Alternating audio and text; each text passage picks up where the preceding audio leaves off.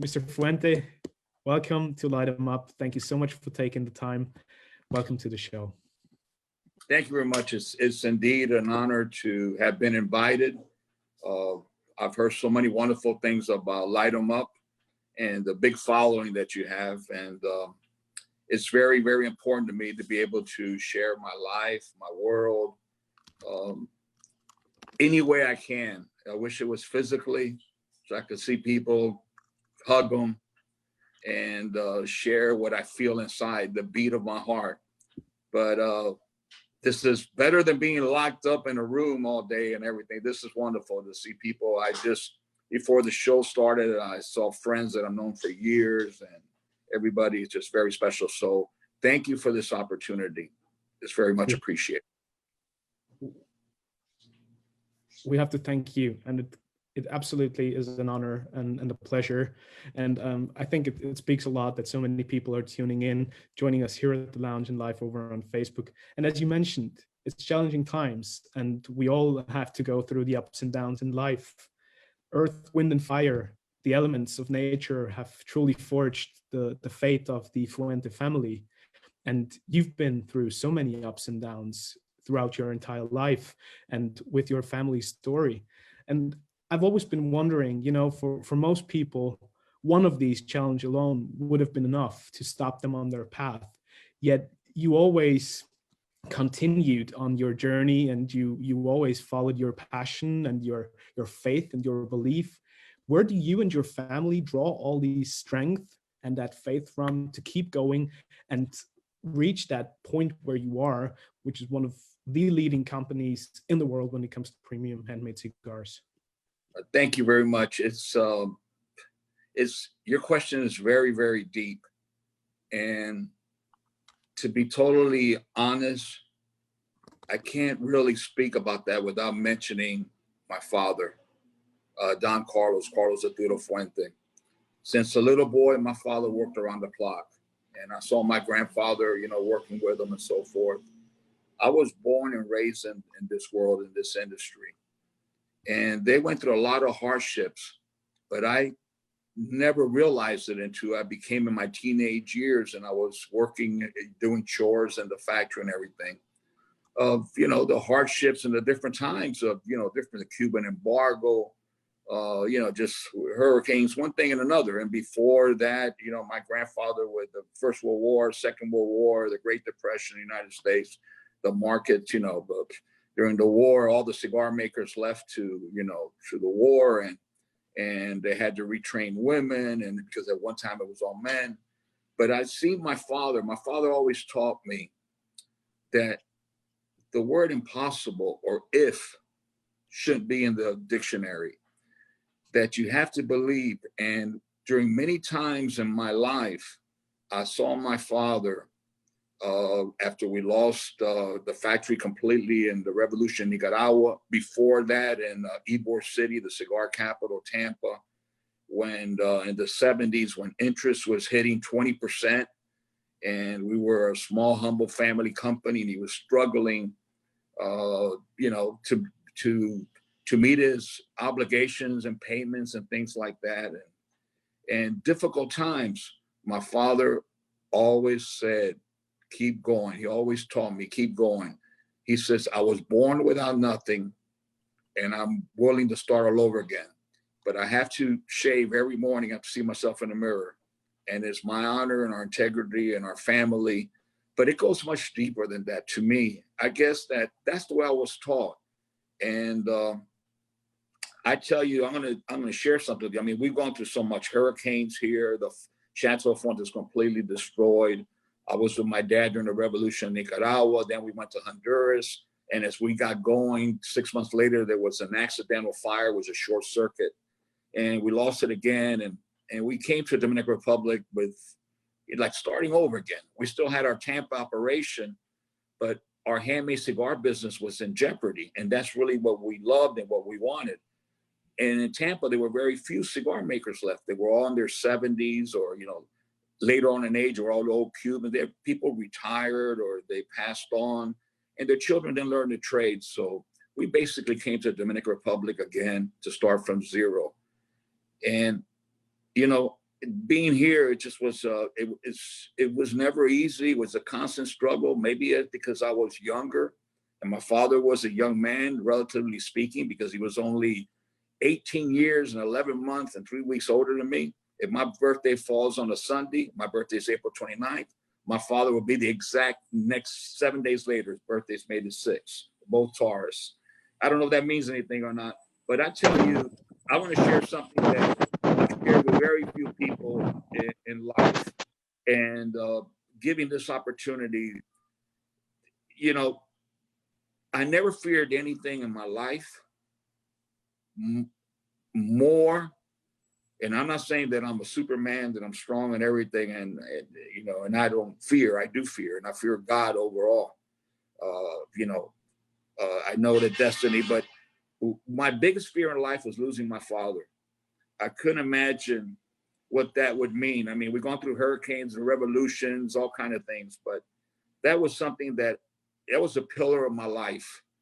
My, you know, my brother, my mentor, everything, my hero.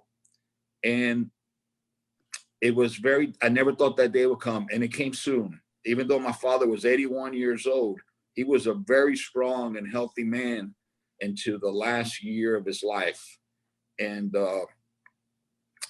you know, I don't know, I didn't know if I will be able to get through it, but my teachings, his teachings, right now, I'm speaking to you from my office in the Dominican Republic and the factory. And my father's teaching lived within my heart and soul. I walk through the factory and I hear my father's voice of something he told me 25 years ago. Carlito, if you ever run into this situation, this is what I would do.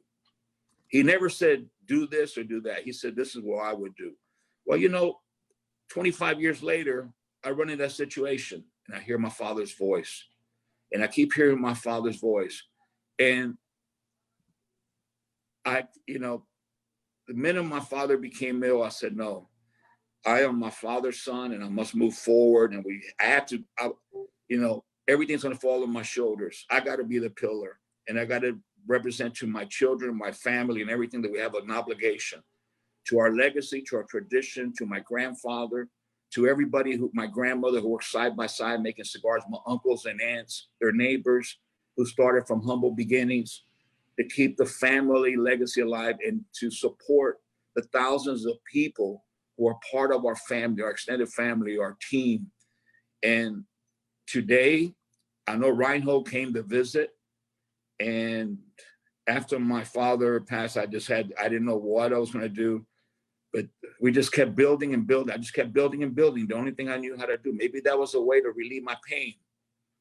And knowing that my father's looking down and everything, and I want him to feel proud, building and building and building. And today I walk through the factory and I see it as twice as big and everything. I never in my life imagined having, you know, this was a dream, a factory like this that is functions immaculately and with so much passion, people so happy in the factory, and, you know, walking around and seeing all the art and everything.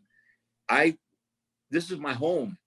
And I've always told everybody, part of my team, I never even use the word employee, part of our family, extended family, when they walk through the front doors or they're walking through the doors, I want them to walk into their home, not their place of work. And that's the way I was raised. So I really don't have an answer, but the word if doesn't exist in my dictionary, because someday I'm going to see my father again. And I want him to receive me with a smile and a hug. Would you say that nowadays you are that kind of person to your children as well, and that you, in that sense, can continue the legacy and give your extended family that feeling that they will look up to you and question, what would Carlito do right now? I've always said that it's my wish, my dream to follow my father's footsteps. I understand I could never fill his shoes. He was too giant of a man, even though he was a very humble and quiet man. So, you know, he was a man that didn't like to, you know, he was all he did was work, work, work. But I have no doubt that what my father instilled in me will be passed on to my generation. And there's evidence of that already with my daughter, Liana, who, who I have to sometimes listen to her when, she's giving me not advice, but instructions. And I keep saying, wait a minute, you've helped me so much. She does all the designs, a lot of designs now in the marketing and all a lot of stuff. And she's young and passionate and wants to come on, and my other daughter, Lidiana, and my son, who's in university. I mean, this is what they want. Of course, just like my father before me, I always tell my children the same thing my father told me. My father always tried to discourage me from coming into the cigar business. He always tried to discourage me. He says, listen, it's a very, very difficult business. And you got to remember, I was born in 1954. So they had just gone through the Cuban embargo and so forth. And things were very, very difficult. And because all of a sudden, Tampa at one time made over 400,000 cigars. 400 million cigars a year with Havana tobacco. And so, all these factories that went dwindling down and families then continued tradition, but overnight there was no more tobacco and only the inventories are used. So my father used to tell me, this industry is going to be like the hat industry. At one time everybody wore a hat. Today, people are, they're probably not wearing hats, but I'll tell you one thing, everybody wears a baseball cap and everything. It just changes just like cigars do. But there's no question that I really feel in my heart that tradition will continue. It's instilled in them, not only my family, but every family that's associated to me. You have the Newman family, you have the Levin family. These are families who are my partners and in distribution and partners and, and different things. And they're on to the next generation also.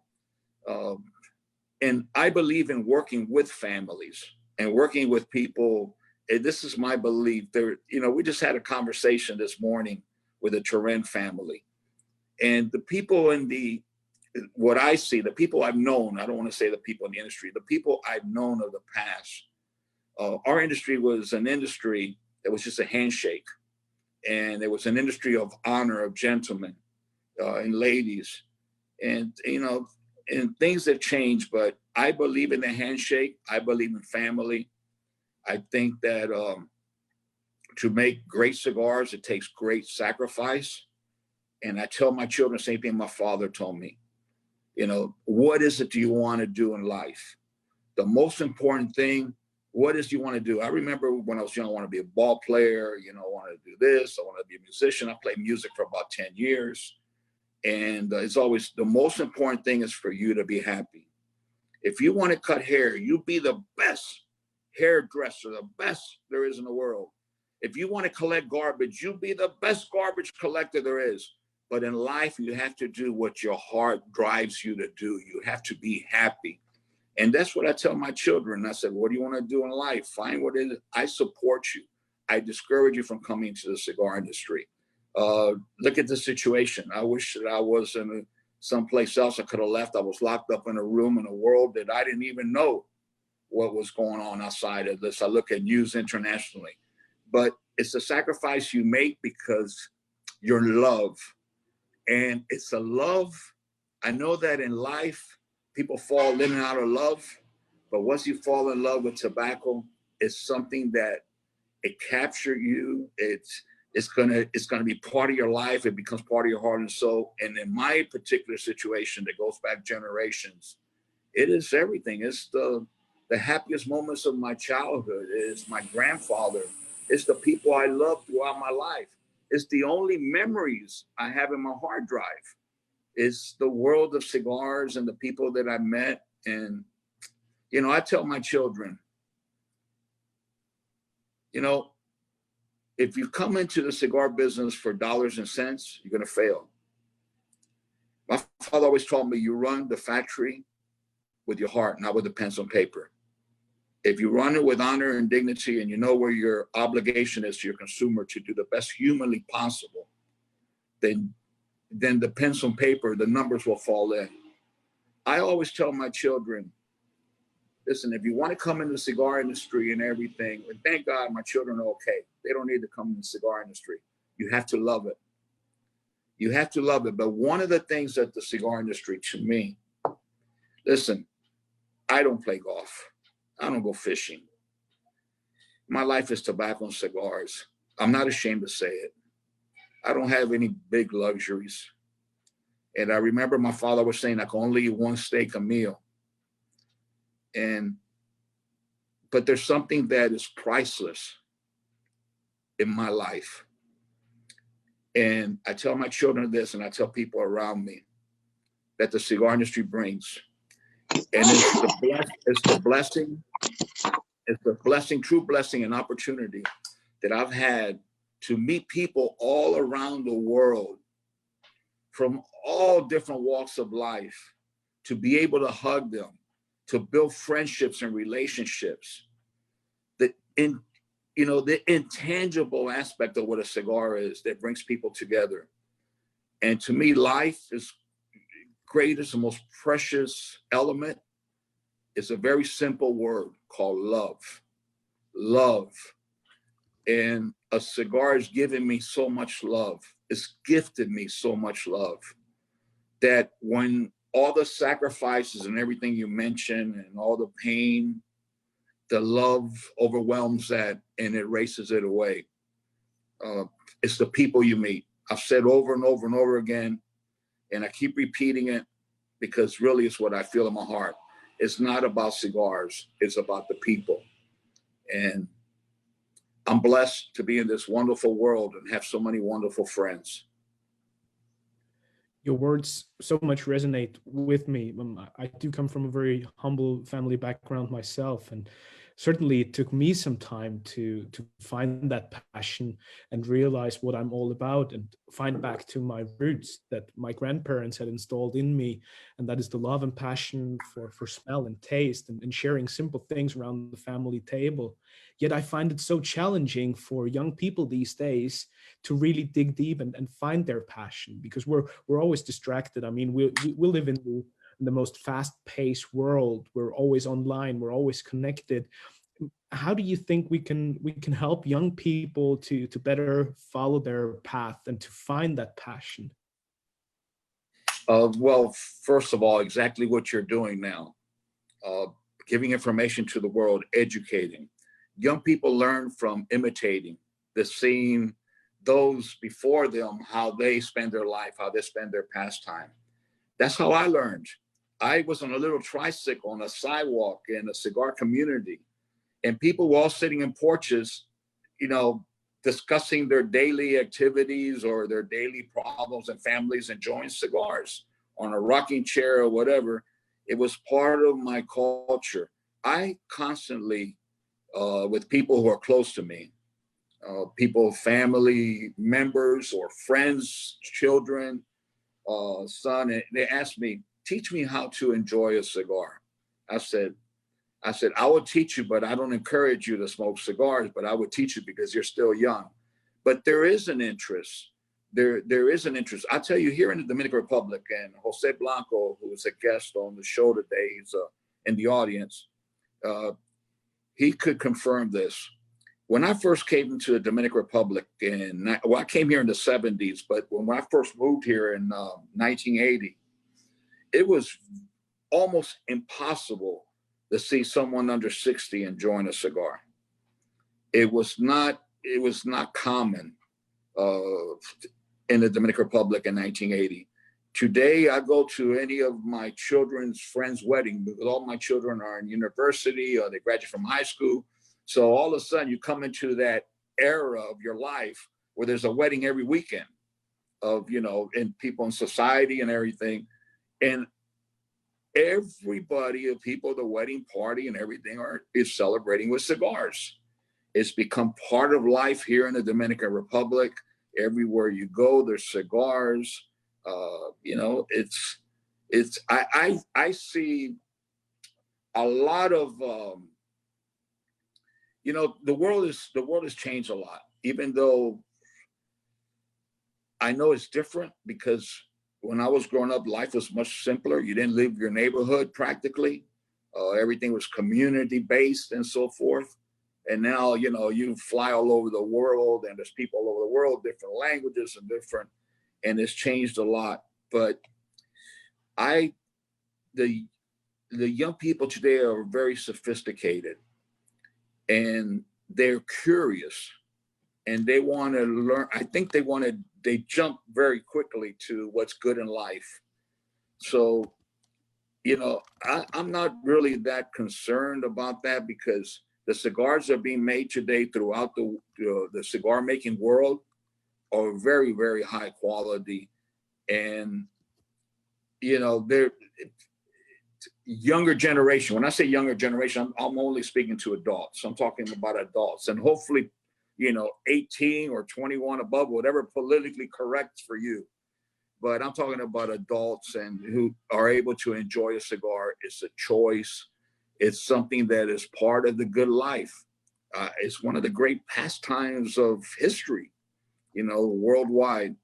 And with social media now, with programs, with educating, but people understand because now you can learn about cigars. You can learn about the difference of cigars because through social media, you have all the education. In my time, I had to learn cigars from my grandfather or his peers. There was nothing. I mean, you had to be around it or not. Today is a different world. Today, the information is there and the world is no longer isolated. There's no boundaries when it comes to cigars.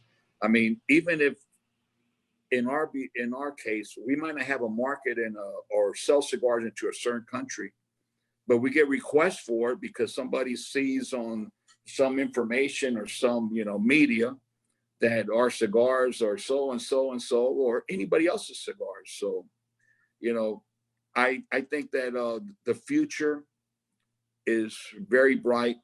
I think not only with cigars, but all the finer things in life, that people, when they achieve a certain position, that they could enjoy some of the luxuries. And luxury is a choice. It's not a necessity. And cigars are a choice, not a necessity. I think that cigars will be one of the rare luxuries that whether you're like Jose Blanco, I want to use Jose Blanco because I've learned a lot from the professor. Whether you're flipping, hamburgers in a restaurant, or you're a CEO, entrepreneur, one of the biggest companies, you could enjoy the same cigar. And that's one of the luxuries that is affordable and everybody could enjoy a cigar. With all that experience that you described, and you've seen the evolution of the cigar industry over decades. If you were to start your business all over again in 2020, would you do any differently? It would be, if I would start my business all over again, we'd probably never get off the first ground, off the first step.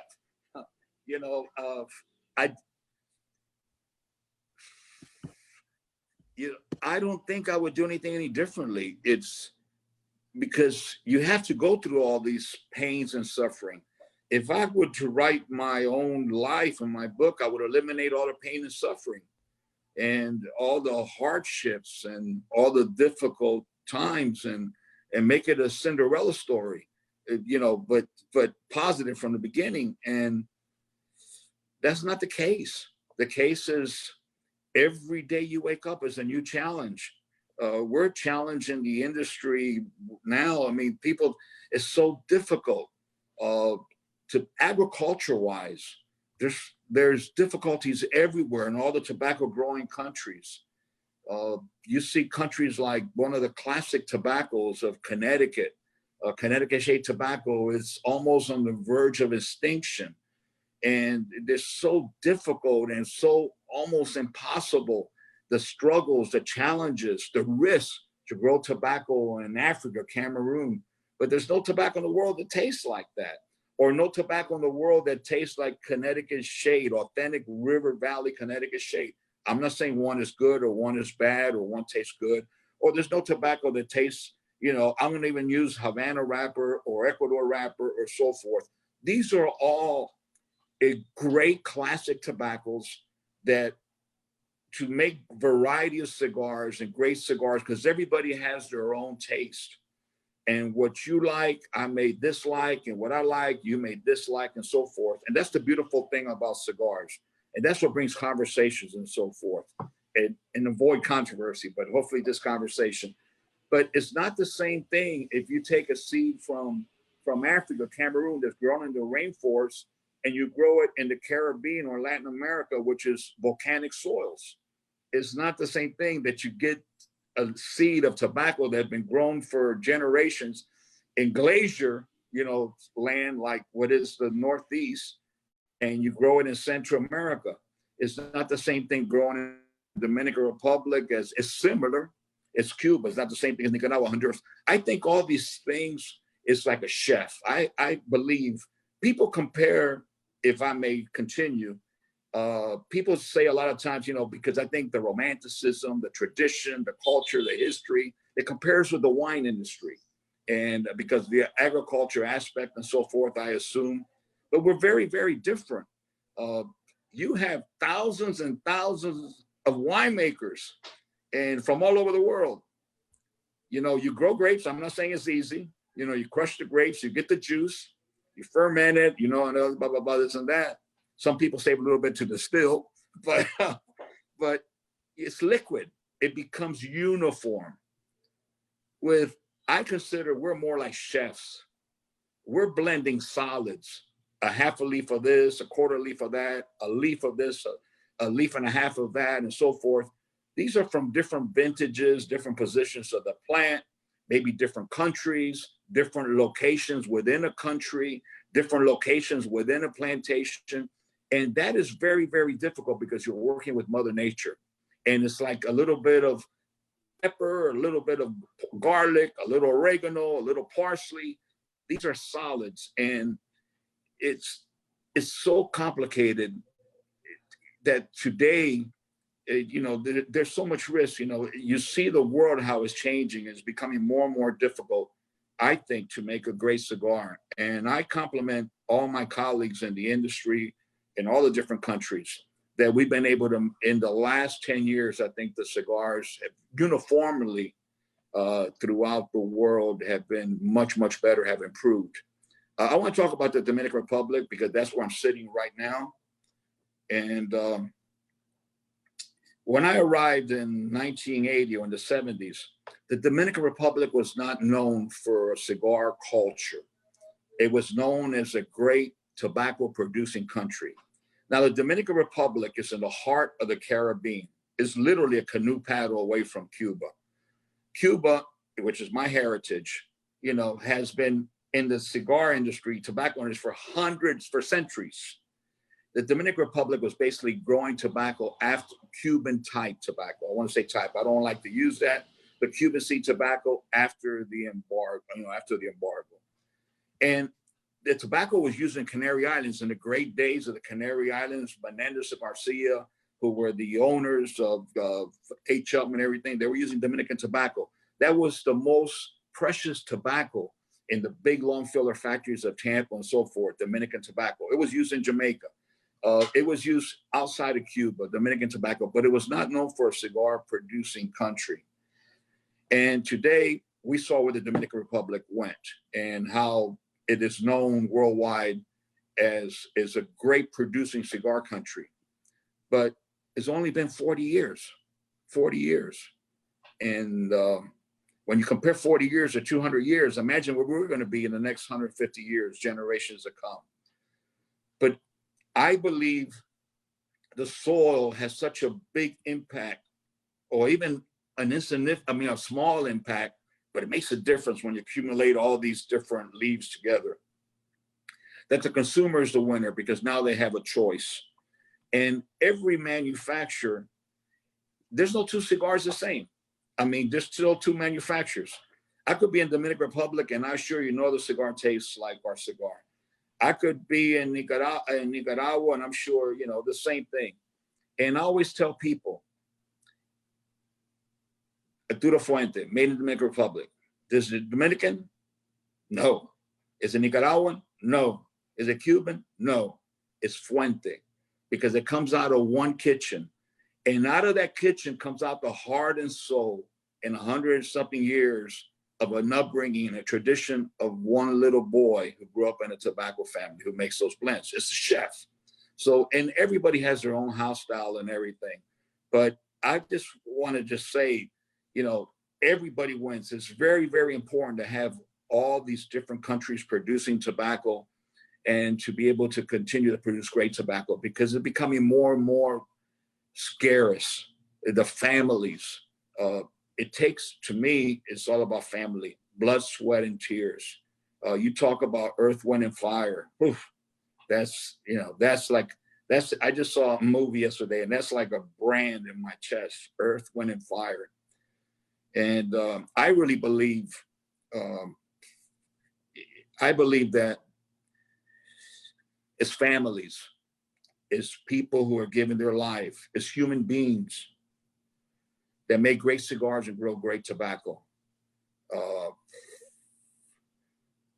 It's the people who care, the people who love, the people who have an obligation and feel a responsibility of tradition, of culture, of doing things, of being part of a team, the tobacco grower with the cigar manufacturer, with the retailer, with the media, with the consumer. We all do everything. Our final thing is the most important thing, and our greatest reward is when somebody lights a cigar and gives you a compliment that your cigar was enjoyable.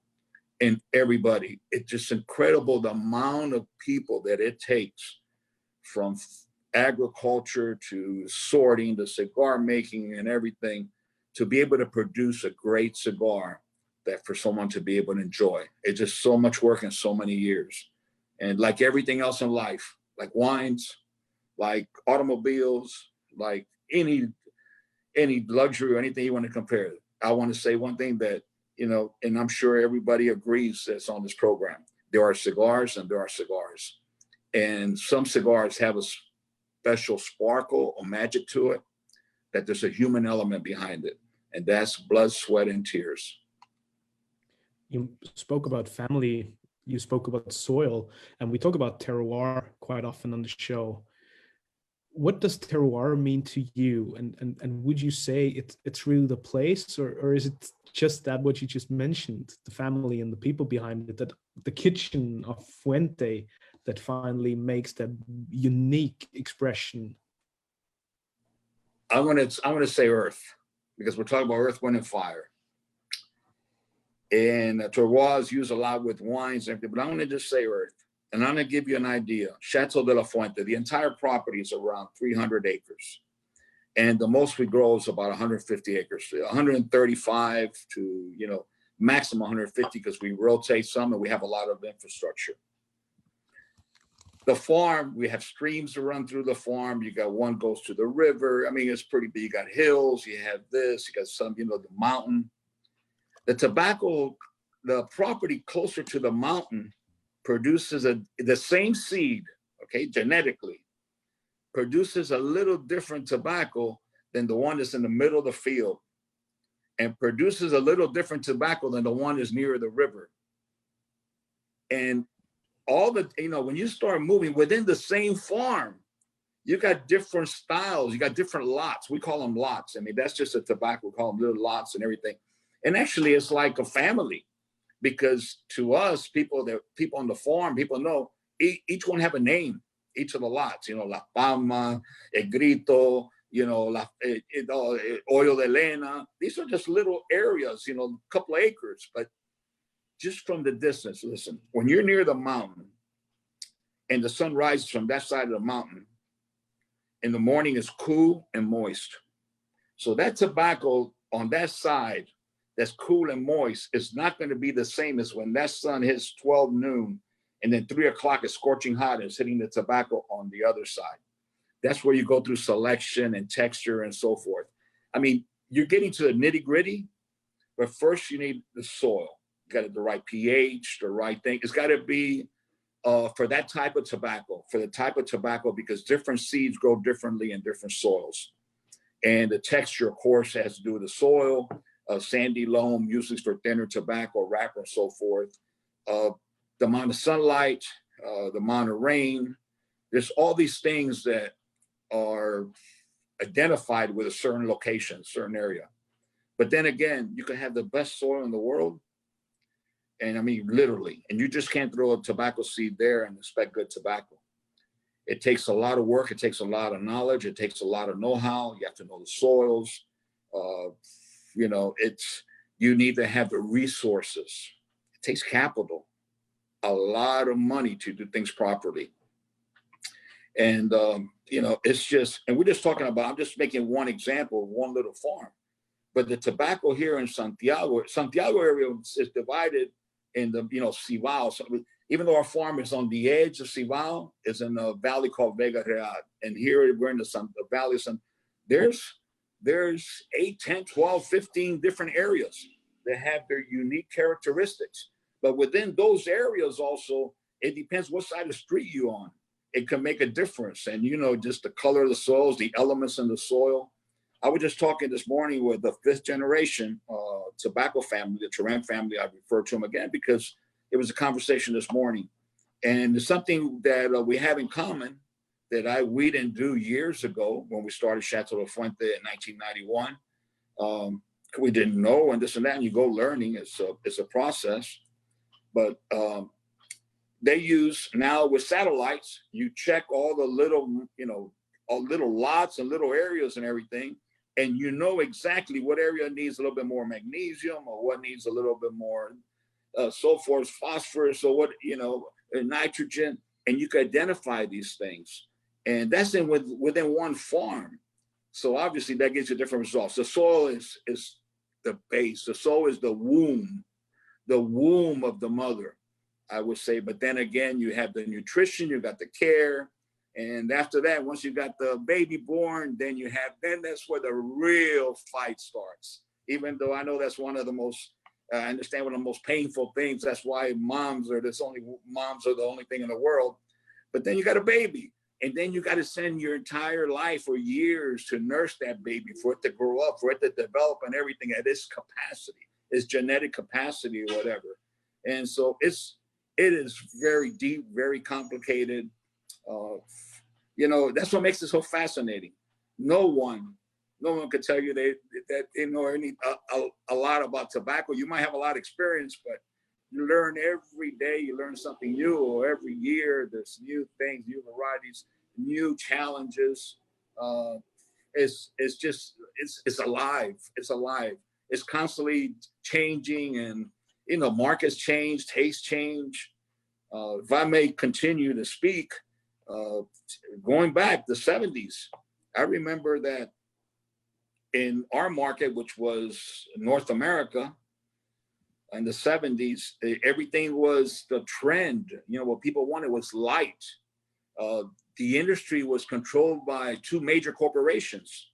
They weren't family business so much. I mean, they were big corporations, and they had marketing companies. So, you know, they wanted information. So they go out to back then there were malls. Now, you know, you used to have smoke shops, tobacconists inside malls. Today in North America, that's very rare, but because you're not allowed to smoke in malls. But they would go to malls and they would have the survey, and they would ask a lady walking by or this and that, what do you look for in a cigar? And people, oh no, the smell, you know, mild, everything was mild. And in the 70s, because that's what the consumer wanted, and there's 2 cigars, the one that sells and doesn't sell. Everything was mild. Going into the 80s was mild. Everything, because that's what sold, was mild. Not because, and people identified, or they assumed that the mild was because the country that was being produced. It wasn't for that reason. It was probably mild because that's what the market wanted, and the dominated companies were making mild cigars, and it gave that interpretation of what the country produces mild. But the soils and the farmer and everything, I know when Fuentes came out, it was an explosion in the industry. I know also this, you definitely have to credit cigar boom and everything, but things change as you're talking about change, and they evolve. Cigars were mild, and after that, you know, I didn't want to make a cigar that was just what the market wanted. I wanted to make a cigar that reminded me of my earliest memory of my childhood, you know, walking to that little wooden floor with the little wooden house with a tin roof and smelling that deep smell of tobacco, because the cigar factory was inside my grandfather's house. And I went from the clinic right to the cigar factory because my parents were 18. So, you know, they lived with their parents. And I wanted that Cuban coffee, that smell, loud, you know, I wanted something that was really bold.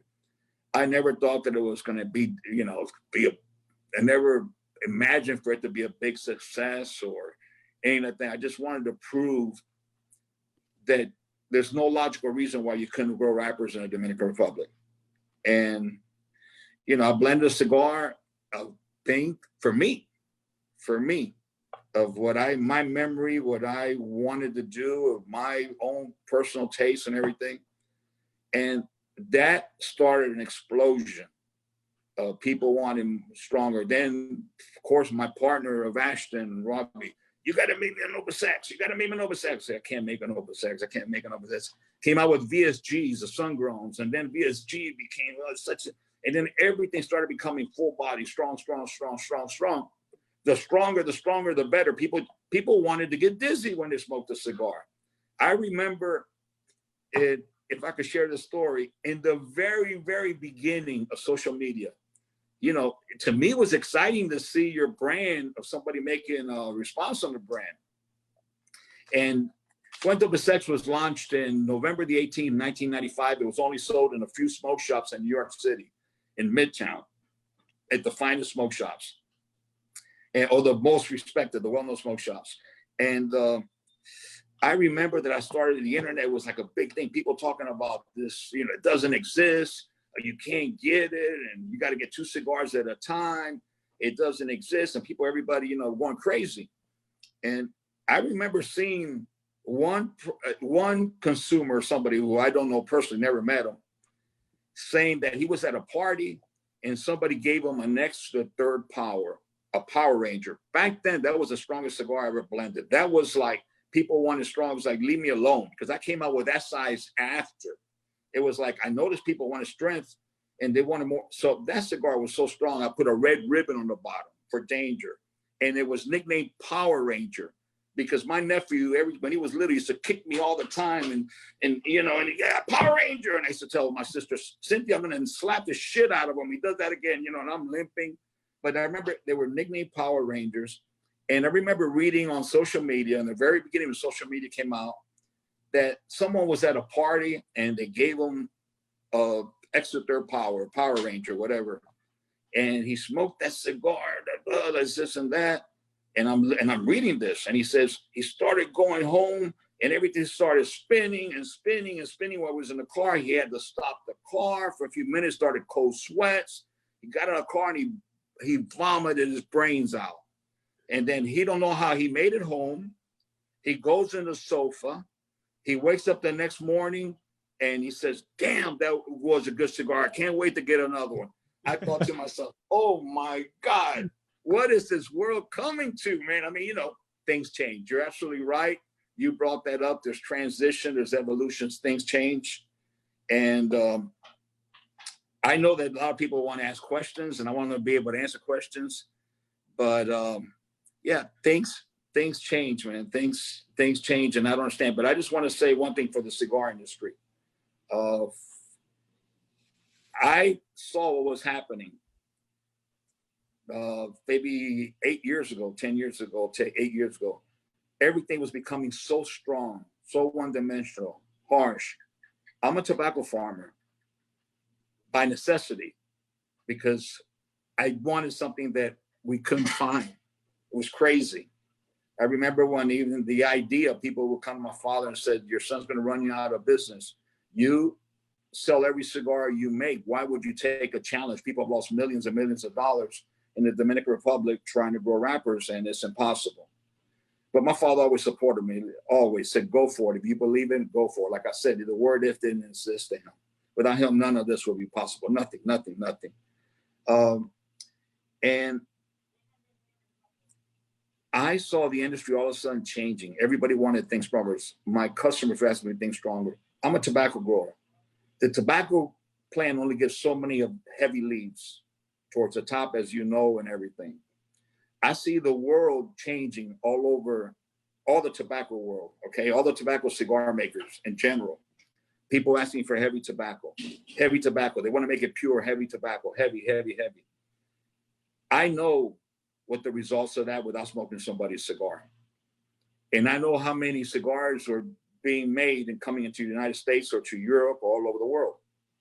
And I know how many leaves, more or less, what percentage is heavy tobacco. Logic only tells you they're using tobacco very, very young. So when you use tobacco very, very young, you don't have a chance to age it and so forth, because those tobaccos you should buy and only use, when you buy, only replace inventory that if you had for 4 years or 5 years minimum, I believe, with that type of tobacco.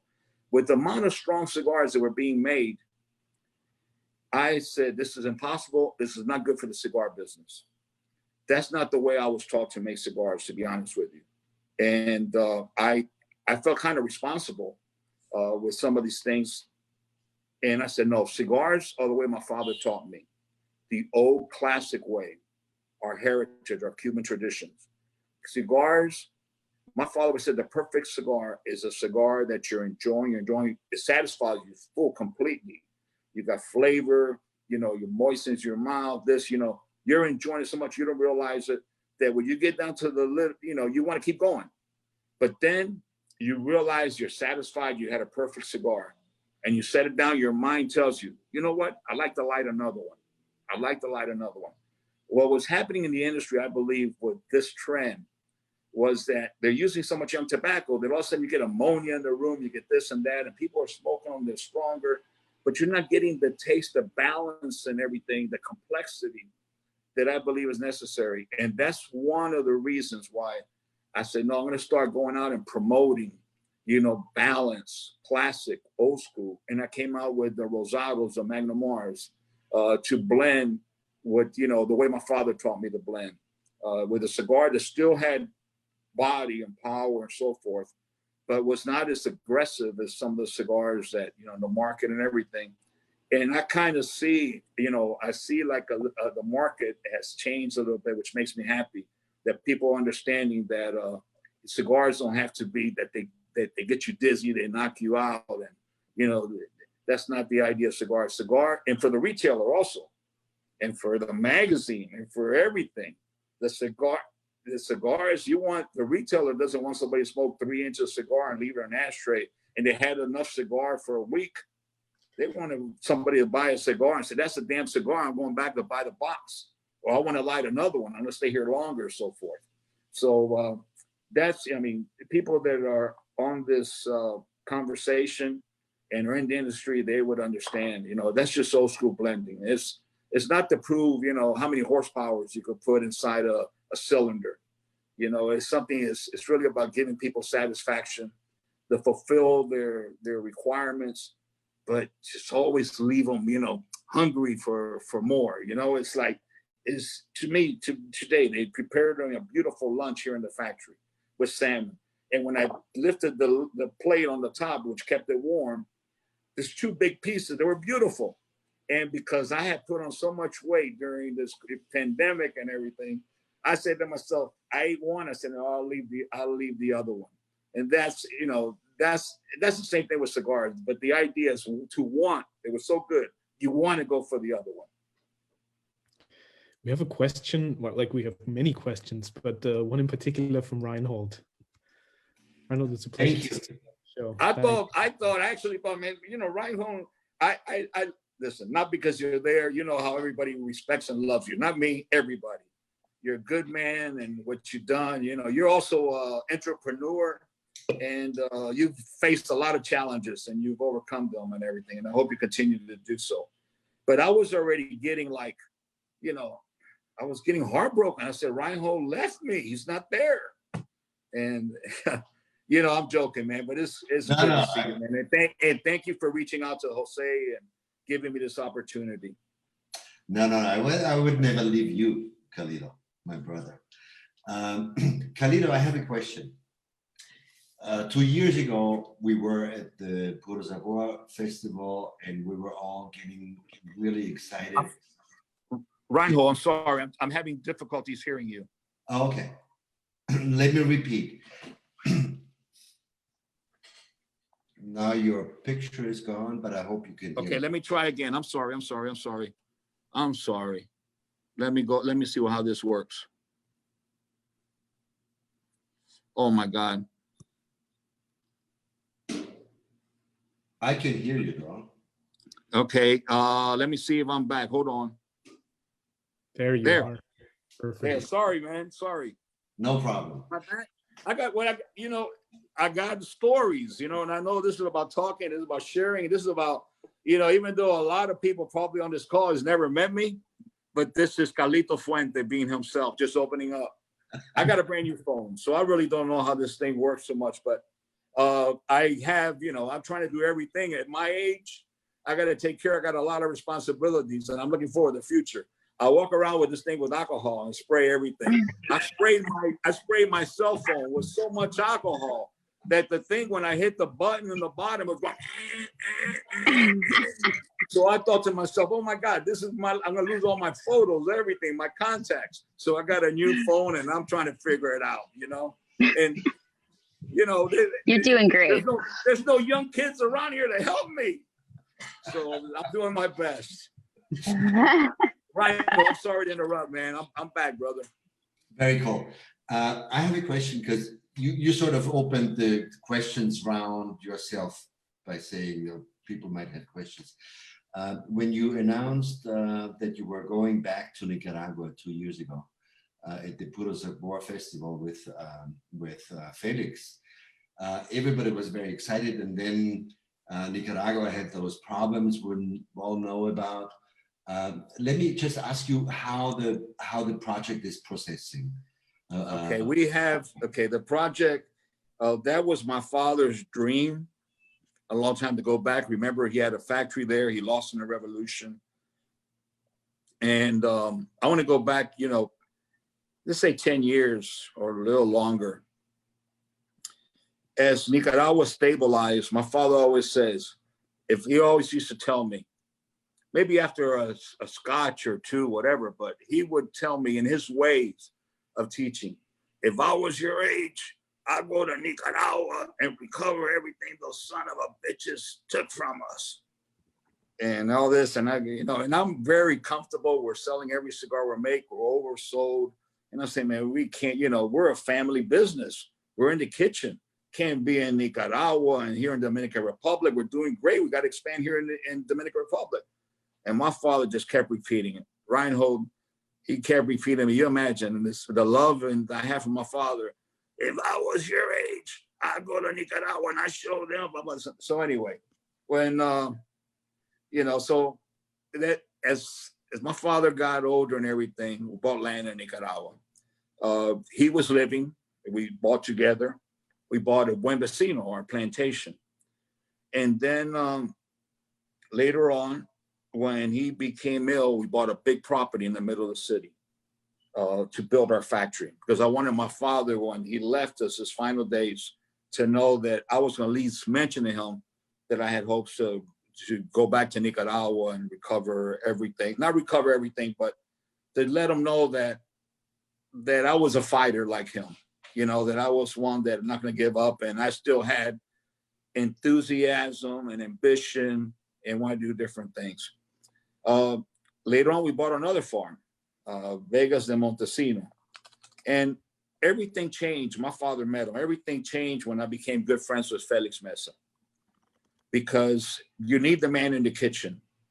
And and everything here is, I'm so happy with the Dominican Republic. But you need a man, and Felix Mesa is a tobacco man.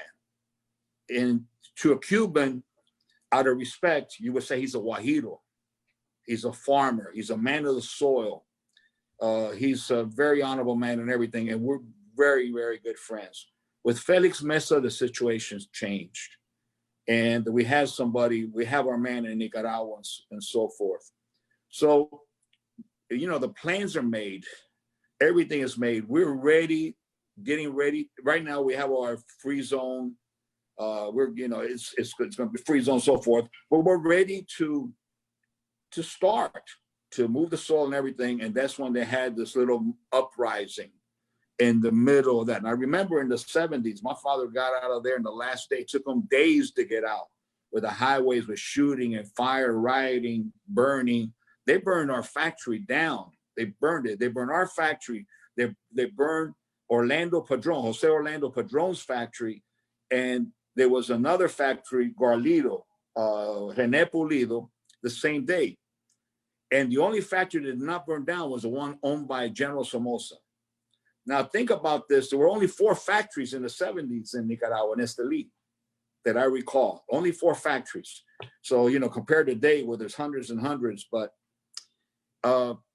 this situation with, you know, we don't know what's going to happen. There's a lot of revolt in Nicaragua. There's a lot of unhappiness and so forth.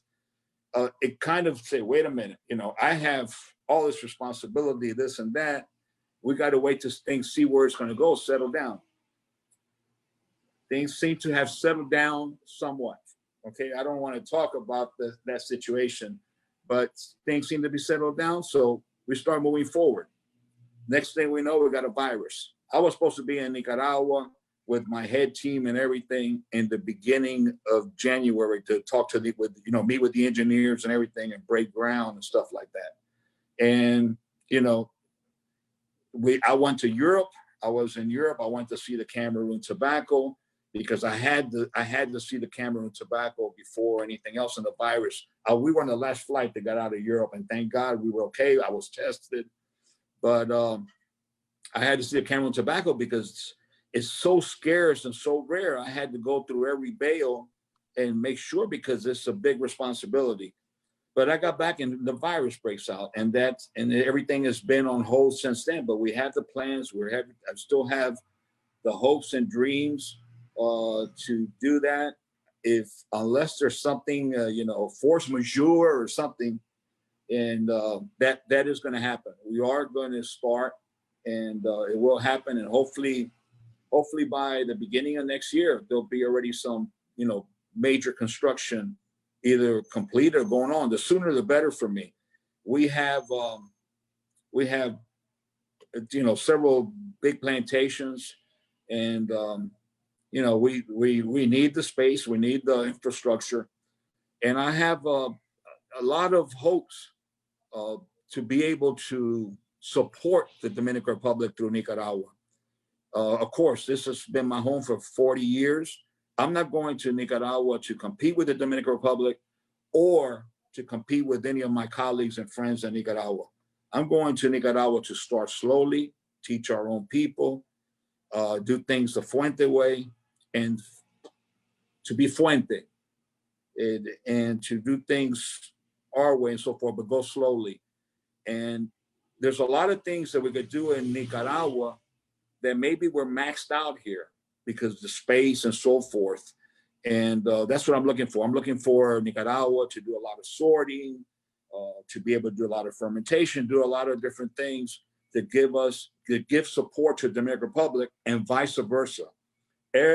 All the assets of the Dominican Republic and all our experience in the Dominican Republic and everything that we have here to support Nicaragua, it's going to be just like a satellite factory. And we have brands, that they're just sitting there, that we make just a few cigars a year to keep the trademarks alive. There's so much that could be done and everything, but that's to be seen. But my commitment is to start in Nicaragua.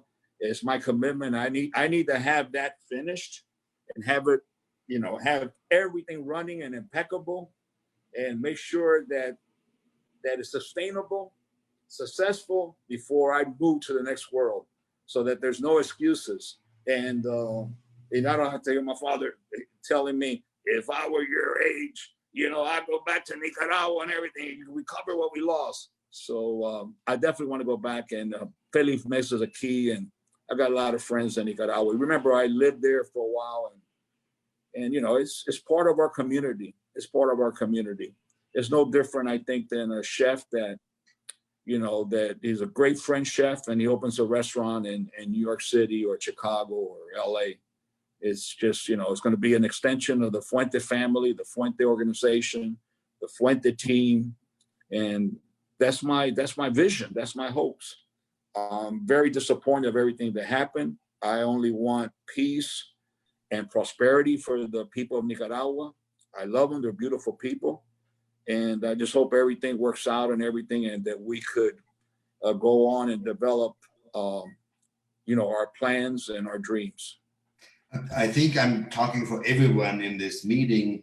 We're all looking forward very much to see the product come out from there. And I know that Felix is basically still stuck there. He's hoping to get out next week or so. But he's been there for the last couple of months, and he is the greatest guy you can have there. I mean, Felix is an amazing tobacco man, but he's also an amazing human being. When this pandemic hit in Florida and everything, we're in the middle of two crops, and tobacco barns and everything. And Felix, has his family in Miami and everything. It was going back and forth, like a lot of people do in Nicaragua, and Esteli in the industry. And Felix saw those crops and everything. We have good people there. He has a good team and good managers that could have continued. Felix made the personal decision. I'm staying in Nicaragua. This is my responsibility. This is my baby. This is my baby. And when you see someone that has that heart and that dedication, I mean, that's priceless, my friend. That's priceless. You cannot, that integrity, that love and that sense of responsibility is a very, very rare trait. And, I don't have enough words for appreciation to Felix.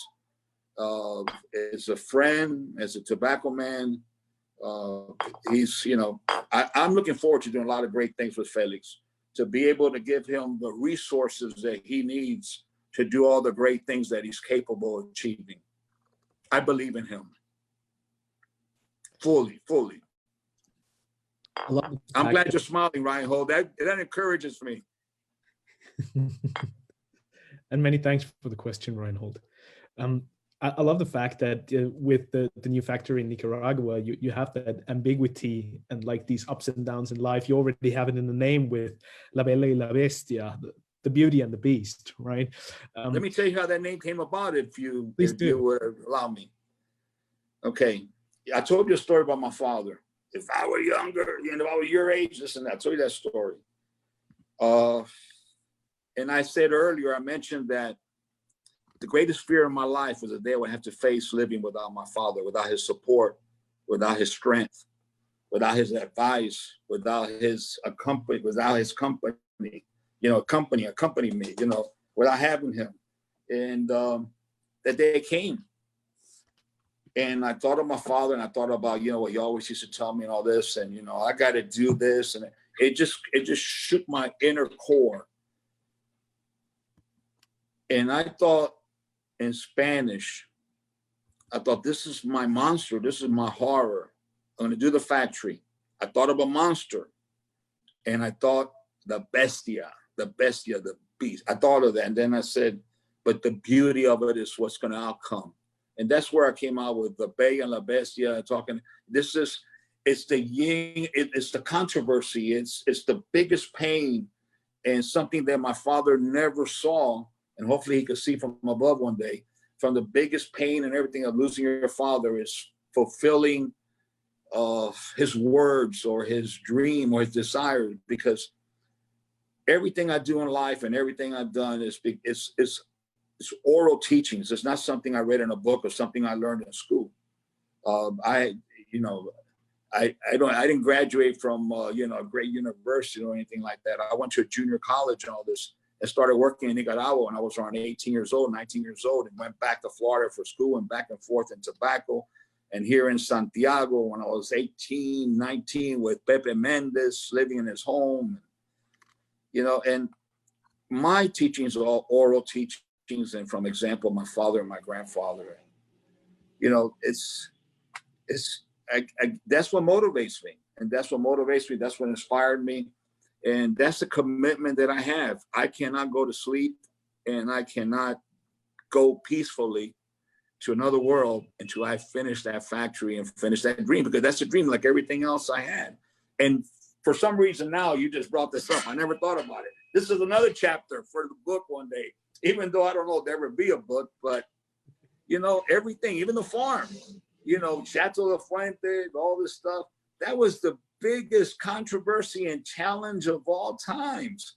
And it was after all the pain and suffering and everything I went through, that today is a product that, you know, the trademark is on LVMH's product, it's on Stefano Ricci, you know, it's a trademark that is known worldwide in the cigar world and even in the luxury world.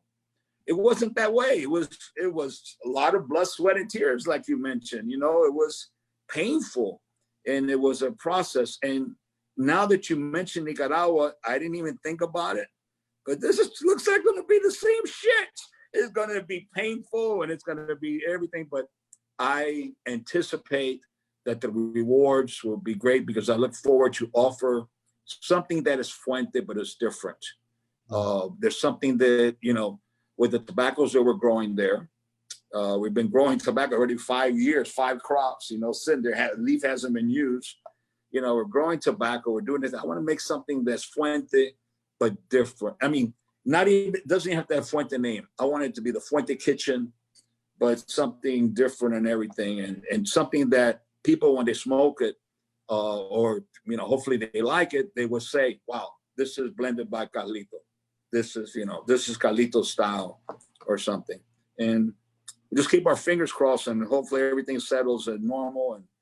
And this situation we're living today all together, the whole world, that we find solutions and this passes soon, because I'm going crazy, locked up and everything. That's not my world. And I know it's not your world or anybody's world. We love good wine, good spirits, but it's not to enjoy it alone, and good cigars. We love it because we love people. And those are the elements of the luxuries that bring people together, that bring conversations, that build friendships. And I know that everybody on this call, that's what we miss the most about, you know, that our nature is people. It's to be with people, it's to hug people, it's to have a conversation, cheers and toast, and, you know, talk about your cigar and talk about your wine and talk about your watches or whatever it is. You know, it's just a lifestyle. And that world is about people. And I think that the situation we're in, we're all going through hell because we're suffering a lot, because that's what we miss the most. That's why we're so grateful to have opportunities like these to share these conversations. And please let me tell you that, like, Facebook and all the live streams are getting totally flooded with comments and people showing their appreciation and their thankfulness and gratefulness for everything that you share. And I would like to extend all the greetings that we get from all over the world. One in particular from Marvin and the Club Limitada in Dubai. He told me to say hello to you and send his regards. Thank you. And My love and gratitude and big hugs to my extended family in Dubai. Absolutely. No, that's very much Dubai. We have a question from Ryan. Yes. Okay. And I'm honored to have Ryan call again. So there we go with Dubai. Thank you. You're Carlito. I don't need to tell you, but you're a national hero here in Dubai. We love you. We're always very excited when you come to town. It's you know, it's something that people talk about months before, and we thank you for your love. We thank you for making the time to come and see us, and, you know, make it a habit. We'd love to see more of you as much as possible. But before you continue, let me just tell you, you touch my heart, because one of the things that has really hurt me is that my yearly visit, you know, to see my friends and everything out there, you know, is postponed, and we don't know, you know, everything. I mean, you know, you remember last year, the launch and everything, and what's the airports, and, you know, just an opportunity to get on Emirates again. Yeah. You know, that's like, yeah. You know, I'm not going to go to the moon. I'm not going to go to space, but that's second best. You know, I have the love that I've received from the residents of Dubai and the people who live there and the people that come from neighboring countries that come there to gather and meet. Forever I will be grateful. It was a new world to me, and I never anticipated that I would start building family relationships with so many people, and that touches my heart. And I just want to say thank you very much, and I'm forever grateful. An honor, truly.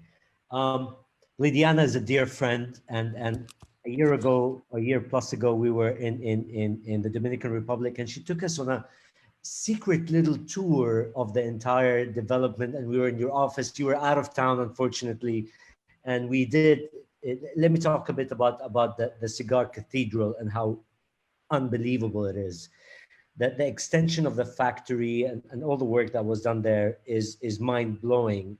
We were like little kids going to Disneyland for the first time. I mean, they were literally scooping our jaws from the floor, and one of the most amazing things that we've seen, and I was so intrigued by that, was the vaults that you have and the aging of all the cigars that's happening and the amount of cigars that are sitting there. You obviously have a different logic, approach, strategy, thought process as far as aging is concerned. Would you care to shed some light on that for us, please? Yes, I'll be happy to, and thank you very much. I appreciate the compliments. That was a couple of years ago. If you come today, your jaw will drop again. It's continued the progress. It never went back. I mean, no, it's amazing, and you know that. But seriously, that's what I love. I love to share and enjoy with people who appreciate it and everything, and to see the different things. You know, I didn't learn this from any other factory, or I didn't learn this about aging. You know, it's something that evolved naturally within me. Before, cigars were never aged. You know, during my father's time, in the old days, in Havana, they would be put in a cabinet, they wait 21 days. And cigars mostly were pressed, so they needed to have a certain amount of moisture. So when you box press it, you don't crack the wrappers and everything. And you had to make cigars with a little give and everything, a little softer, so you could actually square them, press them. I wanted to make cigars round because all our cigars were pressed in the old days. And when we came here and handmade, make cigars round. And we came out with a cigar called, it was ended up being named Hemingway. This cigar was only made by one cigar maker for my father and myself, and it's a gift to friends for a couple of years. We had like a little closet that we filled with cedar, Spanish cedar, to age the cigars. And cigars were never, not to age them, I'm sorry, the word wasn't age, to store them, because they were not for sale, to keep them. And we always know the cedar helps keep the tobacco from so forth and everything. And one day I had a guest from Germany called Rolf Butenschon. He's the inventor and creator of Chambray, if I remember right. And that was where cheeses, wines, a little refrigeration, humidity, temperature control for the very high-end Michelin star restaurants. And he came to, he was a big cigar fanatic, big fan. Came to the factory and this and that, and I showed him my aging room, which was that little room, which was a closet back then, where we had the Hemingway cigars that were made by one cigar maker, and were only gifts or something like that, like a little game room. And he said to me, what do you mean aging room? I said, yeah, we age the cigars here. He said, does it ever rain in Dominican Republic? I go, yeah, it rains during the rainy season. It rains a lot. He goes, how do you get the humidity out? And he said, and then he asked me, do you ever have any droughts here in the Dominican Republic? I said, of course we do. And he asked me, well, how do you add humidity? I said, no, we get burlaps and we wet it and we add little humidification buckets of water and this and that. I'm talking about very early 1980s, okay? And he says, you know, wines taste better when you drink them at the chateau and everything because of natural coolness of some of the caves. Started talking to me about all this philosophy and everything. And he says, how do you ferment and cure tobacco? And I said, well, curing is moisture, dryness, moisture, dryness, moisture, dryness. And he says, and what do you do that for? I said, no, to take out all the resins for the tobacco to evolve and everything. He said, that's exactly what you're doing here. Moisture, dryness, moisture, dryness. And he says, and what happens when you dry your tobacco after it's made? I said, well, if you dry it and moisten a couple of times, you're losing all the essential oils of the wrapper and so forth. And he says, the only way to really, and here, this was like a scientist type of guy. You know, I was just a cigar maker, old world. You know, it's been done like this for hundreds of years. What's the difference? And he said, no. And I started with my father. No, Dad, we got to do something temperature and humidity control. Temperature and humidity control. And the first room in the 80s that was built was the original Hemingway room for the Hemingway cigars that then we started making when we introduced it to the market. And it worked. It became one of our biggest sellers. And once you do something and you detect the difference and you know what it does, then it changes your mindset for everything else you do. And if you went to every room, you see how the rooms are not the same. The Hemingway room, I didn't know what the hell I was doing. The shelves, the distance, the amount of cigars, we just did it, and we had humidification and everything. We went trying and so forth. But with time, I learned that if I put an Opus X in there, it don't work because the Hemingway needs more moisture than the Fuente Opus X. It needs to be drier. And I started learning just by experience that different tobaccos and different blends need different humidities and everything for them to age and so forth. And I started, you know, this is an evolution of 40 years. And I started believing in that. And the first aging room, walk-in aging room where cigars were kept 6 months was a Arturo Fuente Hemingway aging room in the industry. That didn't exist, you know. And one day I remember looking at one of the trade magazines in North America. Reinhold probably remember, it was either Smoke Shop or Tobacconist. I don't even know. And I see somebody's aging, and I see another manufacturer, they're doing a story on them. And this was in the late 80s, before the boom. It might have been the very, very late 80s. I go, my God, when was this manufacturer, my colleague in my aging room, take a picture? And I realized they had seen that from photographs of other things and everything. I didn't know what I was doing. But later on, when I did the Fuente Opus X, I made the aging rooms different.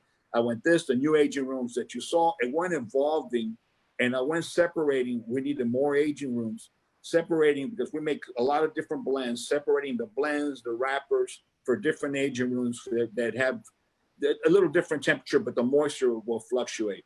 And that is just something that to me is, if I change that, it's taboo. You know, it's just something that's part of me. I didn't learn that from anyone. I was inspired or bothered by Mr. Budenschon, the gentleman from Germany, when he told me that I was removing the essential oils of the cigars. That would happen to me that day is no different than why I attempted to grow wrappers in the Dominican Republic. Because in the 80s, Richard Merifel, Jeremiah's father, bringing people from Europe to visit us. And we took them to the colonial city, you know, the first university, the first cathedral, you know, show them the history of the country. The first time he's here, they just come from the Havana Festival in Cuba, you know, they come from Europe, and showed them the country, the beach, everything, the factories, the warehouses. The gentleman's name, Mr. Matour from Boutique 22, Paris, France. He was the president of a retail association, Boutique 22, I never forget. He was walking through our factory. And these are the things that happen in my life. I think God speaks to us in many different ways. You just got to learn how to listen. And he's walking through our factory and he's seen the warehouses and seen everything. So, oh my God, Carlito, what I'm seeing here, the passion, the love, the organization, cleansing, the people are happy. You know, I see things, the cigars are beautiful. He says, but you'll never be a great cigar producer. And this was 1987, 1988. And that, I mean, what do you mean I'll never be a great cigar producer? He says, the building next door to you, your neighbor, what do they produce? I said, Levi's. He goes, you know, yeah, that's exactly what you do. It doesn't matter if Levi's is made in Central America, if it's made in Asia, if it's made in Europe, or it's made in Canada or North America. It's Levi's. They bring in the fabric and they assemble it, and it's Levi's. origin doesn't matter. And it says, you are doing the same thing as a cigar maker. You bring in tobacco from African Cameroon, you bring in tobacco from Central America, you bring in tobacco, you bring in wrappers, from Ecuador, Connecticut, and you're assembling cigars. You don't produce cigars. The crowning glory of a cigar is the wrapper. He said, that's what influences a cigar, changes your cigar, blah, blah. If you do not produce wrapper, you're not a producer of cigars. You're not a complete producer. And that shook my core, it rocked me. And that's how I got involved or was determined that we had to prove that you could go wrappers in this volcanic island, which is just a canoe paddle away from Cuba. There was no logical reason. When the pineapples taste the same, when the mangoes taste the same, when everything, the climate, the tropics, and there was no logical reason. And that's what inspired me. The same way the aging room was inspired me. It inspired me by this gentleman from Germany who said we didn't know what the shit we were doing with our cigars, that we weren't really aging them. So there you have the true answer. I think very few people know this in the world. Amazing, amazing, amazing. And I heard you have a taste for the wood too. Yes, of course. But my daughter's giving up too many secrets. Oh, blessed. Exactly. No, of course. Yeah. The woods are important. Taste the wood. You taste the wood. I lick the wood. And I have an experience because, you have engineers, you have architects, they're building the aging rooms and they bring the wood and they buy the cedar and everything. And I say, send it back. It's not real, pure cedar. It's, one of these other mass-produced cedars. You could tell right away. And just touch your tongue. I don't know. My daughter, I'm proud of her. It's hard to believe that she picked up those little things. That's very good. That's very good. Thank you for sharing that with me. God bless. Be well. What a pleasure. Thank you. The pleasure's mine, my friend. Big hugs. Say hello to everybody for me. Okay. Thank you. I will. Thank you. Thank you. One thing I would very much like to talk with you about is the Cigar Family Charitable Foundation, of course. I'd like to speak about that, but I want to ask your permission because there's someone I need to do something 1 second while you speak. I'll be right back, please. Give me 1 second. Thank you. Of course. Juanito. In the meantime, gentlemen, ladies on the call, please let us know what you're smoking tonight, which Fuente cigar you had or still enjoy, and please share some of your thoughts.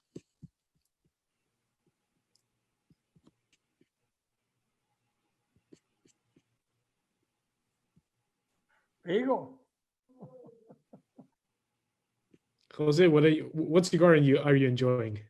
Well, as you can see, I'm nubbing down a cigar that I've been smoking from Fuente for many, many years. It's an 858 Flor Fina with a Cameroon wrap. It's a cigar that's one of the cigars that for years has been one of the biggest sellers of Fuente.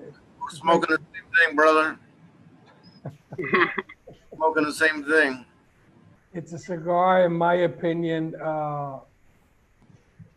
how would you say, rich, complex, very well balanced, very aromatic. You pick up that sweetness from Cameroon, of course, from our dear friends, the Merafel family, grown in Africa. That to me is just a flavor bomb. It's a cigar that sometimes I could start in the morning, and it could be one day that I want to just finish off the day with it. And I think it's just a very, very complex, rich, full flavor cigar that I enjoy very, very much. If it's not PFL, it is not Cameroon. I got a God of fire. And thanks for being on the call. We have so many beautiful cigars here, like they're all over the place. Casa Cuba all day, Fuente Rosado from Johann, our man here in Austria, Hemingway work of art, Between the Lines, Opus X Reserva de Chateau. Beautiful. That's quite a wonderful selection. So welcome back. Hey, thank you. I can take a vacation. I just heard you speaking. You know more about our brands than I do. That's amazing. Did I hear someone mention rappers and 858s? Yeah, that was me.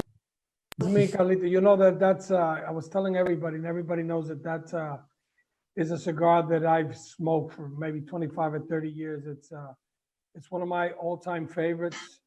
To me, it's very rich, complex, very well balanced. And of course, it has true Cameroon wrapper on it. But you know that when I used to go to the factory and mooch cigars, I would not ask for a Fuente Opus X, which I Never. enjoy. It would Never. always be Añejo. Absolutely. But you mentioned wrappers and you mentioned añejo. And I just want to go back. My father would not smoke an Opus X. He would say, I don't know how people smoke this. It is so strong. It's out of balance. It's, you know, I said, Dad, try to understand, Dad. You'd like to drive a big, comfortable Lincoln. You would like a Bentley, or you would like, that's your school mentality. People like to be in a Lamborghini or Ferrari with a motor up their rear end and their knees on their chest and having to be plied out of the car, you know, after you ride for 20 minutes. It's a Ferrari, Dad, it's a Ferrari. But yeah, absolutely, you know, absolutely. And just like you say, you know, you with the Don Carlos, you love the Cameroon and everything. That was my father's favorite rapper also. But we're talking about rappers, and I want to take this opportunity to, because I know this is one of the questions that are asked, and everybody has their, you know, their own opinion, which you respect everyone. But how much does a rapper contribute to a cigar? I've asked this question all the time, and it depends who you ask. There's so many variables. If you make a cigar from, you know, the same tobacco, you know, all through the cigar, obviously it's not gonna have that big influence. But if you have a cigar with a blend and so forth, I want to give you an idea. Well, say you talk about Thorfinn 858 Cameroon. You smoke that same cigar, exact cigar with Maduro. It is a totally different cigar with a different body, with a different finish, with a different aroma. It's a totally different cigar. And I like to make the analysis that, or the comparison, that it is like a sundae. I don't know if everybody international knows what a sundae, but it's a scoop of ice cream. That's what we call in North America. And then you put a topping on top. And so the same way with the wrappers, if you get that scoop of vanilla ice cream, that ball of vanilla ice cream, and you pour hot fudge on top, and you get the same ball of vanilla ice cream, and you pour strawberries on top or pineapples on top, you taste it and it tastes totally different. Two different products, two different personalities. But yet the ball of vanilla ice cream is 90% of the volume or 97% of the volume. But it's that covering that adds to the personality and flavor. And I like to make that comparison because the wrapper is so important in a cigar. A wrapper could change.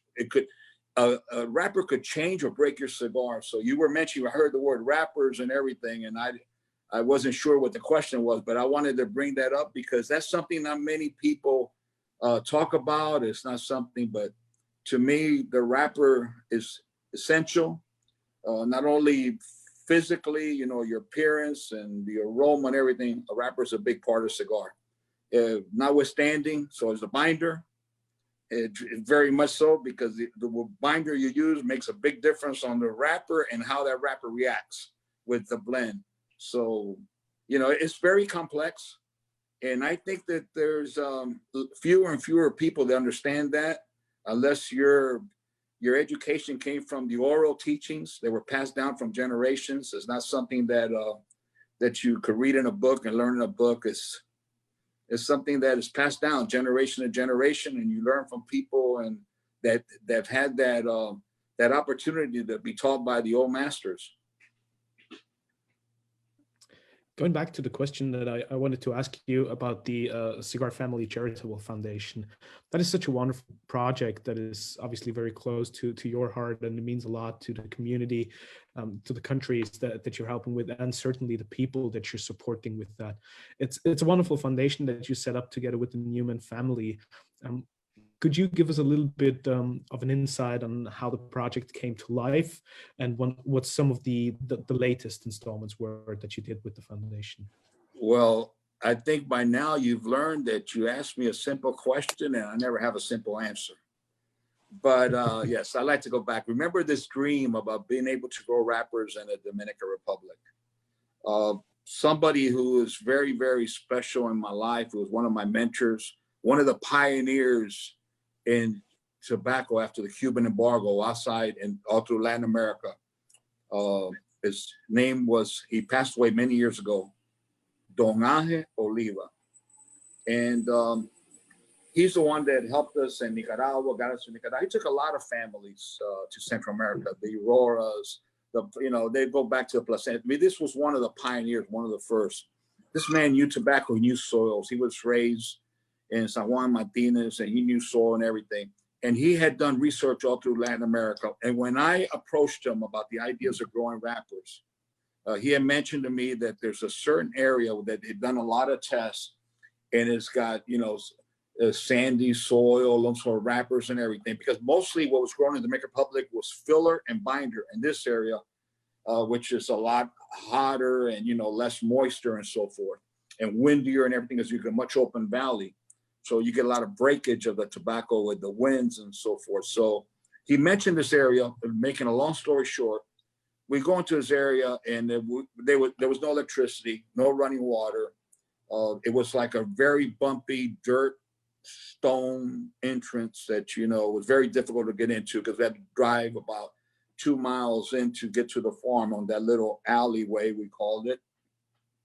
And there was this area, and they were growing tobacco there, testing. The tobacco was good, but there was no market. It was Connecticut seed sun grown. And what they were trying to do, to be honest, is not that the tobacco wasn't good. It was that they were trying, when Connecticut tobacco was selling for $9 a pound, they were trying to grow tobacco and keep it under $5 a pound, because that's what the manufacturers were asking, a substitute that was cheaper.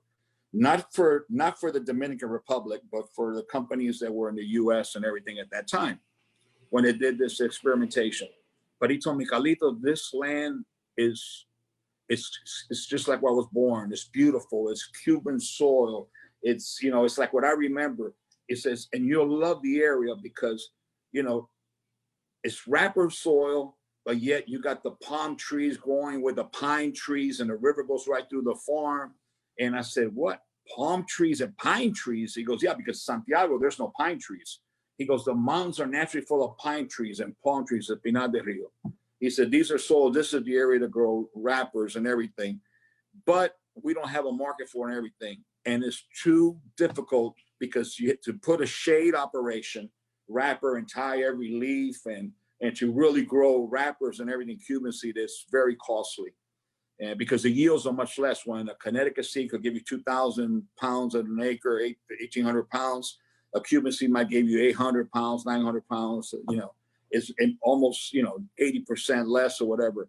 So when we first started with experimentation, everything was called Planet X from Product 9. To make a long story short, wherever we brought a guest to show it, and our partners in Human Family or our distribution partners and everything used to come and visit us. And other people, Tony Cattengill, who's on the phone right now, is in the audience. Every time somebody came, or a Jeep, because you needed a 4-wheel drive to get in there, would come, there'd be dozens and dozens of children running up to the vehicle asking for money, with hand-me-down clothes, many nude and so forth, and just handing for money and everything. The kids, it was like chaos. And we had a barbed wire fence at that time, and then we drive up to inside the farm, which was beginning, and there was like a little shade area. We used to sit, a little gazebo. And I remember the children used to be outside every time they saw guests coming, and they'd be waiting for your peso, 10 pesos, or if we had like a little gathering and everything, any leftover coats and all this stuff. And we would ask, why aren't the children in school? Why aren't the children in school? They're 6, 7, 8 years old, 9 years old. There were no schools in the area. There were none. And then as we started our first crop, not the first crop, because people were happy just to work. When we started our second crop, some of the employees of the farm started protesting and demanding that we give their children work. And we said, but we can't, they're minors. Even though it was acceptable in the rural areas at that time, it was acceptable because that's the way. But as you know, being raised the way I was in our company and our guests, I mean, that's something that, you know, it's impossible, prohibited. It's immoral to us. So I remember with Stanford Union and everything, we came up with the idea with these children. It's the idea of a small little classroom, basic needs, you know, and maybe get 20, 25 children, start a little classroom and teach them the basic skills of learning to read and learning to write. Okay, this is, you know, maybe the year 2000, 1998, whatever, 2000, no, yeah. Let's say the year 1999, 2000. Moving fast forward, what started as an idea to build a little classroom turned into a 26-acre project. Everything from now, the way it's right now, now it didn't start that way. You know, we started with the health center, a clinic, and elementary school. Today it's got the health center, elementary school, preschool, kindergarten, all the way through high school. We built a high school and everything. It's got amphitheater where they study dancing, they study music. Martial arts is one of the big programs. There's hundreds and hundreds and hundreds of students who've been taught martial art. And their sensei is in the audience today listening to this program, Tony. And as he said, he says, if we don't teach them to fight, we're teaching them leadership. We're teaching them discipline, character. And these children or these students back then with this martial art program and everything else, who would be in gangs and everything, today are the leaders of the community and discipline. Because to be in that martial art program, everybody wanted to be like a Bruce Lee. So it was easily to get them interested in the beginning. To be in that martial arts program, you had to make straight A's or maybe a B. And today, the foundation, the move fast forward and everything, because it's incredible. We already have a nursing center, let me go back, a technical school where we're teaching nursing. There are no nursing institutions or educative academies in the entire province or state. It's the only one. We're teaching the professional nursing. Technical school, we're going to teach people career, important jobs. We have graduates from university came out from that neighborhood that were looking for work so they could eat that day. 6-year-olds, 7-year-olds, 8-year-olds, that their parents said, if my children don't work, they don't eat today. Today we have a doctor, we have several doctors, we have architects, we got entrepreneurs, got a teacher. I mean, it's incredible. And it just doesn't stop. The needs are endless and we just keep going. And it's just, I'm telling you, my greatest gift in life, my greatest reward, and not mine alone, the thousands and thousands of cigar lovers and few who are not cigar lovers who have supported that program. That's why we call it Cigar Family. You will never see the name Fuente on that property or Newman. It's called Cigar Family. It belongs to everybody, the community, the children, and every contributor. Everybody's giving their heart. Everybody has visited. That there, I'm sure to all of us who have been there have witnessed the change, who have seen how proud they are. They graduate speaking 3 languages. There's no greater gift or no greater accolade there's nothing that brings me the satisfaction than having tears roll down my cheek every year when I see, you know, the senior students graduating and giving their speeches and what they learned in life and what their goals in life are and everything. And it's just amazing. That community that didn't have a road, didn't have electricity, didn't have running water, that everything in the community was just little shacks put together with rusty tin and palm fronds and cardboard and a leftover piece of sign from a previous election. Today you see houses in the neighborhood. There's a road. There's actually an asphalt road. There's sidewalks. There's running electricity. There's water. They have filters in their home. People have block homes, painting their homes. They have gardens in their front. They're proud. Instead of people living and wanting to go to a big major city in Europe and go someplace and to make a life without an education, they're coming back to their community to build their community and give back. And that is a blessing. And that is that is the results of the thousands of people who comprise or make up the philosophy or the idea of Cigar Family. You, I, Reinhold, all of us together, Tony, we're all part of the Cigar family. And everybody, whatever contribution, the mention of Cigar family, as you've done today, as you have, that alone, I mean, that is our greatest reward. And I've learned in life, the greatest gift that one could receive is having the ability to give. And to see those results, there's second to none. Second, there's no rating or no recognition of any cigar I make that's ever given me a satisfaction to see those children moving on and having a better life than their family did, and to see, you know, becoming professionals and entrepreneurs, and, you know, having dreams and having the possibility to live those dreams. Beautiful. I have nothing to say to that. I would like to bring in Marvin, who had a question and a comment. Beautiful words, Carlito. Many thanks. Touching words as usual from Carlito. Hey, hermano, how are you? I love you, my man. I miss you, buddy. I miss you too, brother. How are you? I'm fine. I'm fine. So you're not coming to Dubai. We come here to see you. So we are here watching you, Papo. Hey, Papo! Papo, hey. You're beautiful as always. Papo. My man, my man. We miss you, buddy. Hey, we're never gonna say. Don't say never. Don't be negative. Let's hope for some miracle. But fingers crossed. Yeah, absolutely, absolutely. We keep our fingers crossed and we keep praying. We keep praying for that miracle to reach us all around the world. Absolutely. Absolutely. We miss you, Papo. How are you doing? I'm doing great, man. Look where I'm at. Look. I'm back in my office. I was ready. No, I couldn't take it anymore. It's not that. No, listen, like many people and everything, you know, you just get so down. And like I said in the beginning of the show, my life has been, you know, hugging people, enjoying cigars, conversations and everything. And it's so difficult, you know, with the mask and protective glasses and all these things in our world. Look what we have in my hand.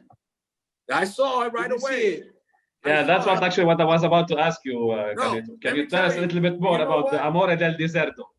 Let me tell you something about Ferris. He claims to be Lebanese, but I think he's Cubano, because he likes to bust your balls, you know what I mean? And look what he shows. So everybody in the world is saying, look what I got. You can't get it. Look what I got. Te quiero, hermano. Yo también, hermano, mucho. Say hello to everybody for me. No, but that's beautiful. Good to see you, bro. So my question was related to this cigar in particular, the Amore del Deserto line. So we know in Dubai we enjoyed it. I think the panel here or the guests are, I'm not sure if they saw it or not. So can you walk us through it? Tell us a little bit about the cigar. Well, what I like to say is that I fell in love with Dubai, but not with Dubai. I fell in love with the people in Dubai, the way I was received. I never anticipated that. That was probably the furthest place that I had been later on in my life, away from North America and Europe. And I have so special memories and everything. And just when the opportunity came to do something, because to do something special and everything, I thought about it for a long time. And I knew that it had to be something, because it's a very, very, very limited production. There had to be something magical. And I really poured my heart and soul into the cigar. The three sizes, they're only made by one cigar maker, makes per size. Every cigar is made by the same cigar maker. It's a very small production, and some beautiful mid-priming wrappers from Chateau de la Fuente, which are oily and they give you that sweetness and everything. But it's a story, but it's a real life story. Everything in the whole design, everything, I thought about all my emotions and everything that I lived in Dubai. And I wanted to pay tribute to the friends and to the extended family who have been very kind to me in Dubai. One of the relationships that, go back is very, very special to me is from, coming from a humble family, being born in a little wooden house with a tin roof, and to be able to have a LVMH product on their wrist, with the Fuente Opus X watch, with the tobacco dial and everything. This was originally launched in Dubai. And, those were magical moments. Everything was magical. And I never forget that I had to do a photo shoot and with John Gallo, and he took me out to the desert. I didn't want to go to the desert. I thought it was going to be hot, go to the desert. I don't want to sweat. I got an event tonight. I can't, my hair's going to get all sticky. And bro, I never forget when we went through that safari, bouncing up and down and everything. I mean, that emotion, that feeling. When I get out, I come, me, Carlito Fuente, with my black shiny shoes and black socks and black pants. I step in that sand and my shoes I got more sand inside the shoes. And he goes, man, you can't walk in the desert with those Italian shoes. Take off your shoes and roll. My brother, when I put my feet in that sand, I didn't know what I would love more, putting my feet in the ocean or in the sand. It was so cool. It was so, that breeze, that sunset, it was everything. And that's what inspired me to make that cigar. It was a combination. I mean, everything, every little detail in the packaging, it has a meaning, even from the white dressing, every single thing, the colors. But I wanted to create a cigar. Really, this is how my mind thinks. It's not, I wanted to create a cigar that was different, that was an Opus X, but it's different than Opus X, so different than anything else we make with different tobaccos, a different blend, but that it captured that coolness with that warmth of the sun. The desert, the sand and everything. And that's where all the names were inspired from and everything. And it's something I'm very, very proud of. There's only one thing that breaks my heart, but it's still part of the life, is that there'll never be enough. There'll never be enough for the world. There's very few. And it's a tribute to Dubai and my friendship. And it's something else I have to mention also for people who are listening from North America, because I don't want to be unfair and I want them to understand. With the regulations and everything in North America, it's impossible to come out with a new blend and come out with things different and new sizes and things like that because of FDA regulations. And that's the reason why I had tobaccos and things and we came out with different sizes and all that, which we're not allowed to sell into the United States without, doing all this, going through all these regulations and everything. So I learned that the Dubai airport is Disney World. It's Disney World. I agree. I agree. Just like Disneyland, that there was nothing there. I mean, Disney World, there was nothing there. Orange groves and whatever. Dubai was, the fishing village. They sold pearls and everything like that. They build it. You build it, they will come. And one thing I learned, that Dubai is the Disney World to the rest of the world. The most busiest airport. It's a place where everybody visits around the world, or everybody has an opportunity to visit. A lot of people, if they can't, they have friends to visit. And I said, if there's a very limited production, just a few thousand cigars that could be made, there's not many, the best place where everybody could enjoy it and I could legally have it to United States, my friends could enjoy it, is in Dubai, because everybody has a friend that visits Dubai. Or everybody could have somebody when somebody goes to Dubai, could bring one box back. That was the only place, because it was impossible to sell these cigars into the United States, where we had our market and our traditional customers. So I'm very grateful for that opportunity. And Ferris, of course, who is the godfather of this project. If I wouldn't have fallen in love with Ferris as a brother, as a friend, and believe in him, I wouldn't have done this. But it's just that magic happens.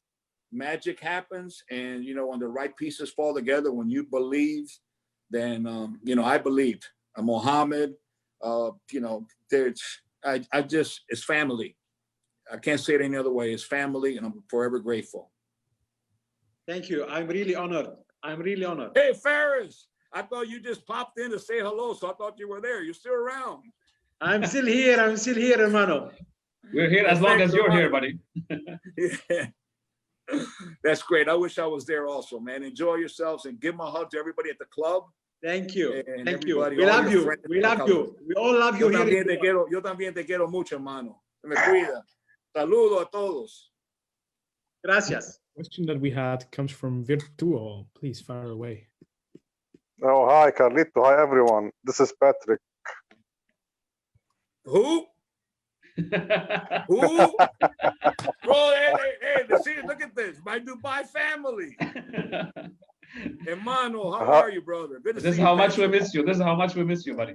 Oh, man, listen, I'm fine. first of all, let me just send my regards, my love, and wishing that your beautiful family, you have such a beautiful family, all doing well, are healthy, and everybody's doing well in Dubai.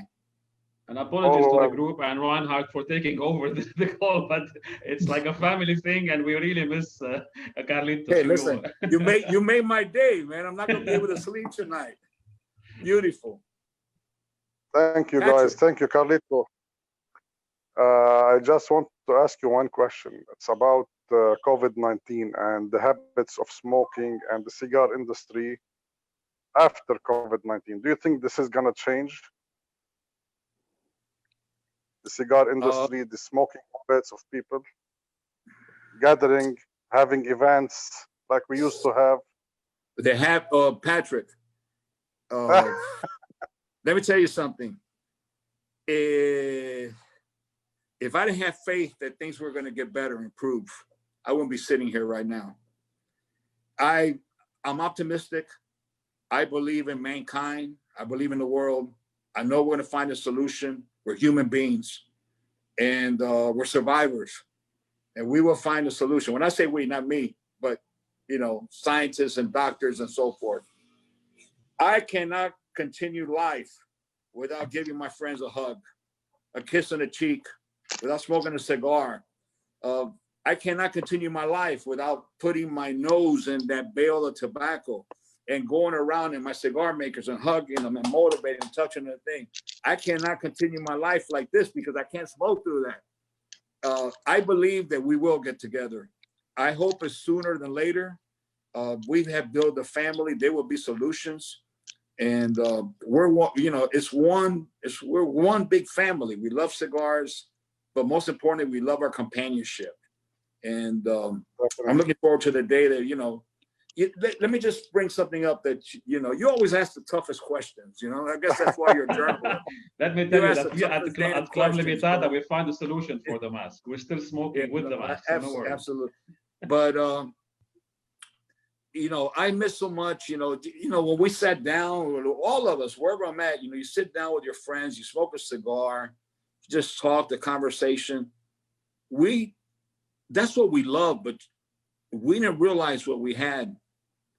I don't want to get philosophical, but my God, you asked the question that floored me. Will things get back to be the same?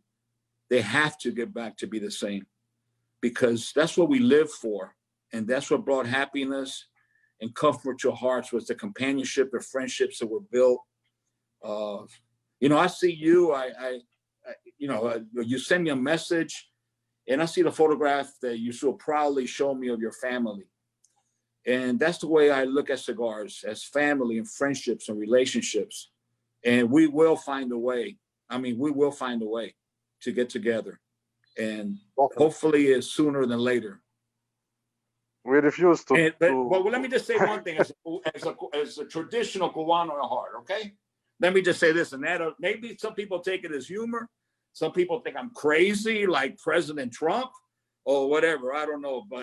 But my father used to tell me when I was a little boy, and I heard my grandfather's peer and everything. During my grandfather's time was the time of tuberculosis in Havana and all the factories. People worked together with a lot of tuberculosis. That the doctors, when they visited the patients with tuberculosis, the Cuban doctors in the Cuban community will always go with a cigar. Because if you were smoking a cigar, none of the viruses or none of the infections will ever affect you. And so I just keep smoking a cigar and just knock on wood. Amen to that. Amen to that. Yeah, cheers, amen. buddy. Just smoke your cigar. And you know what? It's not politically correct. The scientific world will never admit it. But when you go back to the discovery of cigars and tobacco, it was medicinal. And it's one thing we know for sure. There's no science to prove what I just said. So please, I want to make sure that that's clear. But one thing is medicine for the heart, and it's medicine for the soul. So that I could assure you. That is Thank you, Carlito. You're welcome, Patrick. Take care, Papo. Big hugs, man. Love Thank you for Love for you all too. the Love you thoughts. too with all my heart. Thank you. It's an absolute pleasure. I would like to sort of come full circle back to where we actually started, with a question that was really nagging me, and I was wondering, with what was it really that made the work of your family, and when you think back to your father and your grandfather, what made it stand out professionally and personally? Was it the knowledge and the skill around tobacco and the cigars, or was it more the work ethic and that drive and ambition, the passion and that curiosity that you always had in your heart? Well, I think it goes in a certain order, but you can't separate them. I think first it begins with the emotions, the passion, the love. A boy 15 years old, my grandfather in 1906, who during the Spanish-American War got on a ferry to go to a city, a little island called Key West, just north of Havana, that was booming, and they were making cigars and everything. And he would search for a dream to be, and for the necessity that he had to go to find work so he could save a few dollars a month and send it home to a struggling family who are peasants. It starts with a dream. It starts with a passion. Then you fall in love with it. And then you do it because you have to feed your family. You do it because back in those days, of course. Today it's maybe different. But at my grandfather's time, he had to start a family, fell in love. You have to feed them. It was a work, but you fall in love with it. I tell you that without the passion, without the love, without the commitment, and what motivates the love is the people. Without all the people I've met around the world, and many of them who are your guests today, without everybody, I would not have the motivation to continue to, I don't want to say sacrifice, but to continue to take the risk during so many challenging times, during the last so many decades and everything, is that it's about the people who believe in us, who depend on us, people who've read my father's story, who've seen the documentaries. I can't be the one to let them down. I have to, I got to follow my father's footsteps because, like I said, I can't fill his shoes, but I got to succeed. I got to move forward. But you're listening to me now. And I'm not talking about knowledge that we're the best, so we know more or anything. Yes, we've fallen a lot and we've gotten up. And I've been taught by what I believe the very best old masters in the world. And today they're part of my hard drive. But if it wasn't for what I feel inside, if it wasn't for right now that my heart is beating like a racehorse, speaking to you about this subject, then I won't keep on wanting to, push the envelope or move the goalposts, to just keep up. I've accomplished this. Now, what does I have to do next? I got to move that goalpost. That's the only way. If you don't have the love, the passion, the emotions, you lose the romance that you're in love, and you want to just keep going back for one more dance, and you don't want to give up. And that I owe to my father and our teachings, but it's know-how, of course. A lot of know-how. Know-how comes through teachings, comes through experience. It comes through failing, many failures. And I'm learning every day. And every day when I walk through the factory, I'm looking for imperfections and see how we can improve them. Perfection doesn't exist in my world. It's just like the greatest athlete in any sport, whether it's football, whether it's basketball, Michael Jordan. I just saw his documentary, the greatest in the world. His work ethics, his commitment. But sometimes, he from halfway the court, he would make the 3 points, and sometimes he would miss it underneath. But he worked harder than anybody else. So yes, work, ethics, integrity. To build the brand, to build the business, you have to have relationships with not only the people who grow the tobacco, but the people with the supply, everybody in the industry over time, that you're a man of your word, that your family, that you pain and everything, you could depend on them because they depend on you. And during good times and during difficult times, you support each other. And I think this is what builds a great brand. Without all the families surrounding us from different parts of the world and countries and everything, it will be useless. We will be unknown. It's all one big family, and every little part is very important to make this wheel go around.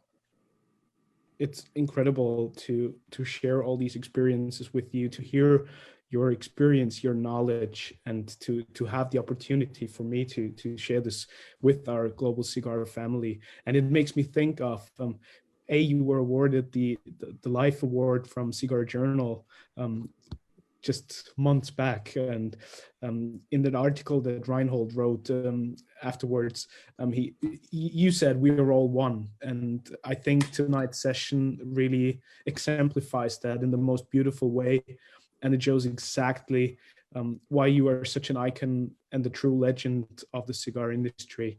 And I would like to extend my innermost and most heartfelt and personal thanks to you for everything that you do, and for taking all the time that you shared with us tonight. All the Thank people. You so much. I'd like to add, if you give me permission, we got just a moment. I remember when I was so proud and that Reinhold was going to actually come to visit me and spend a couple of days with me. I mean, I know he's very busy and everything, and he has a lot of obligations. And you come to a world that my neighborhood is full of cigar factories everywhere. And to spend the time to dedicate the time to me day and night for a couple of days, it meant the world to me. And I know the article. I cherish it with my heart. He captured something. I don't know how he did it, but he's a true journalist.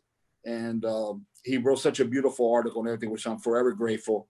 But I remember that we were 2 days together, just talking about everything, cigars, this and that. I never mentioned anything about ratings, never mentioned about this, we make a good cigar, a bad cigar. We never spoke about everything. In the end, we were at Pastillo Restaurant, which a lot of people know. He says, Carlito, you've spoken about the cigar world, history, your passion, your feelings, everything. And you haven't told me anything about cigars. And it wasn't him who asked me this, but many people ask me, what do you put inside the cigar? What is this? It's so damn good. I like to say tobacco. Tobacco. Why? Because I was raised the old way. The chef doesn't give away his secrets. And I never speak about ratings, about, awards or this and that, man. To me, all that comes if you earn it. And it comes, the most important thing is the people, like I keep referring to and reiterating, it's the people, it's the people, it's the people. That's what I love. And cigars are part of that living soul of everybody who's ever touched my heart around the world. Wonderful. Thank you so much for that. And I would like to thank my pleasure. People here at the lounge, all the people who tuned in via Facebook. This has been an absolutely epic session, and I'm most grateful and honored that I could welcome you to the Light 'em Up Lounge, Carlito. Before we wrap things, and I just want to say thank you to everybody, because I'm constantly seeing names coming up, names that I recognize that I never met personally, but many, many people that I recognize their name through social media who are fans of cigars, who love life, who love cigars. And to all those, my friends, thank you very much for joining the show.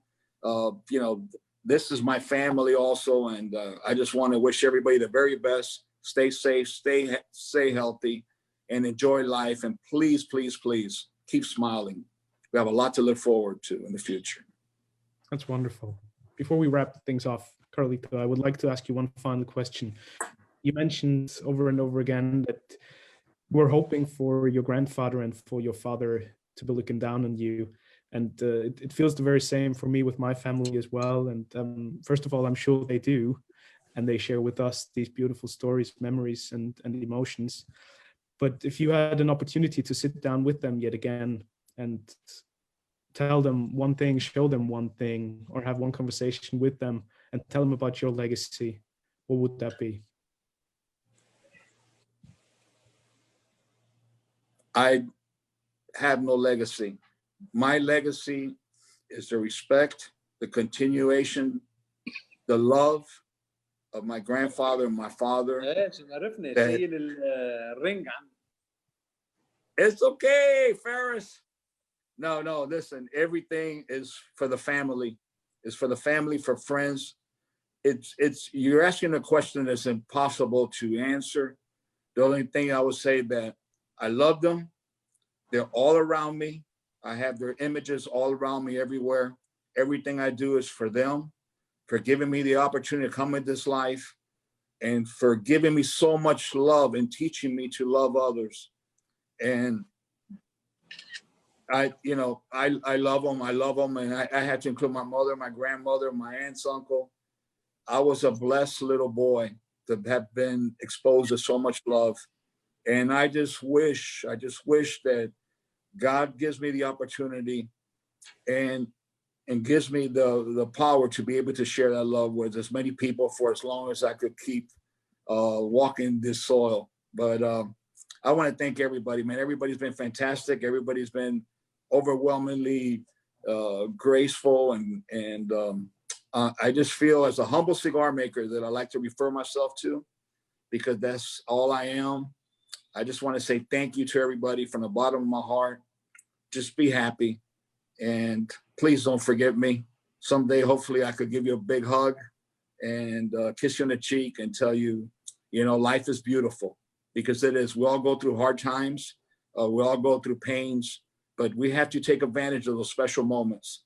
And we look back now, many of us who are on this program, when we were together and we had opportunity, we're sitting in a lounge and everything. Now, next time we have that opportunity, it's going to be a lot different, because we're going to realize how blessed we are to be able to share our moments in our life together, and that we are all one, and we're not alone. We're one big universal family. And I wish everybody health, stay safe, and God bless you and all your families. Thank you so much. Thank you, Carlito. Come see us in Boston next time you're up here. I will, my brother. Thank you very much.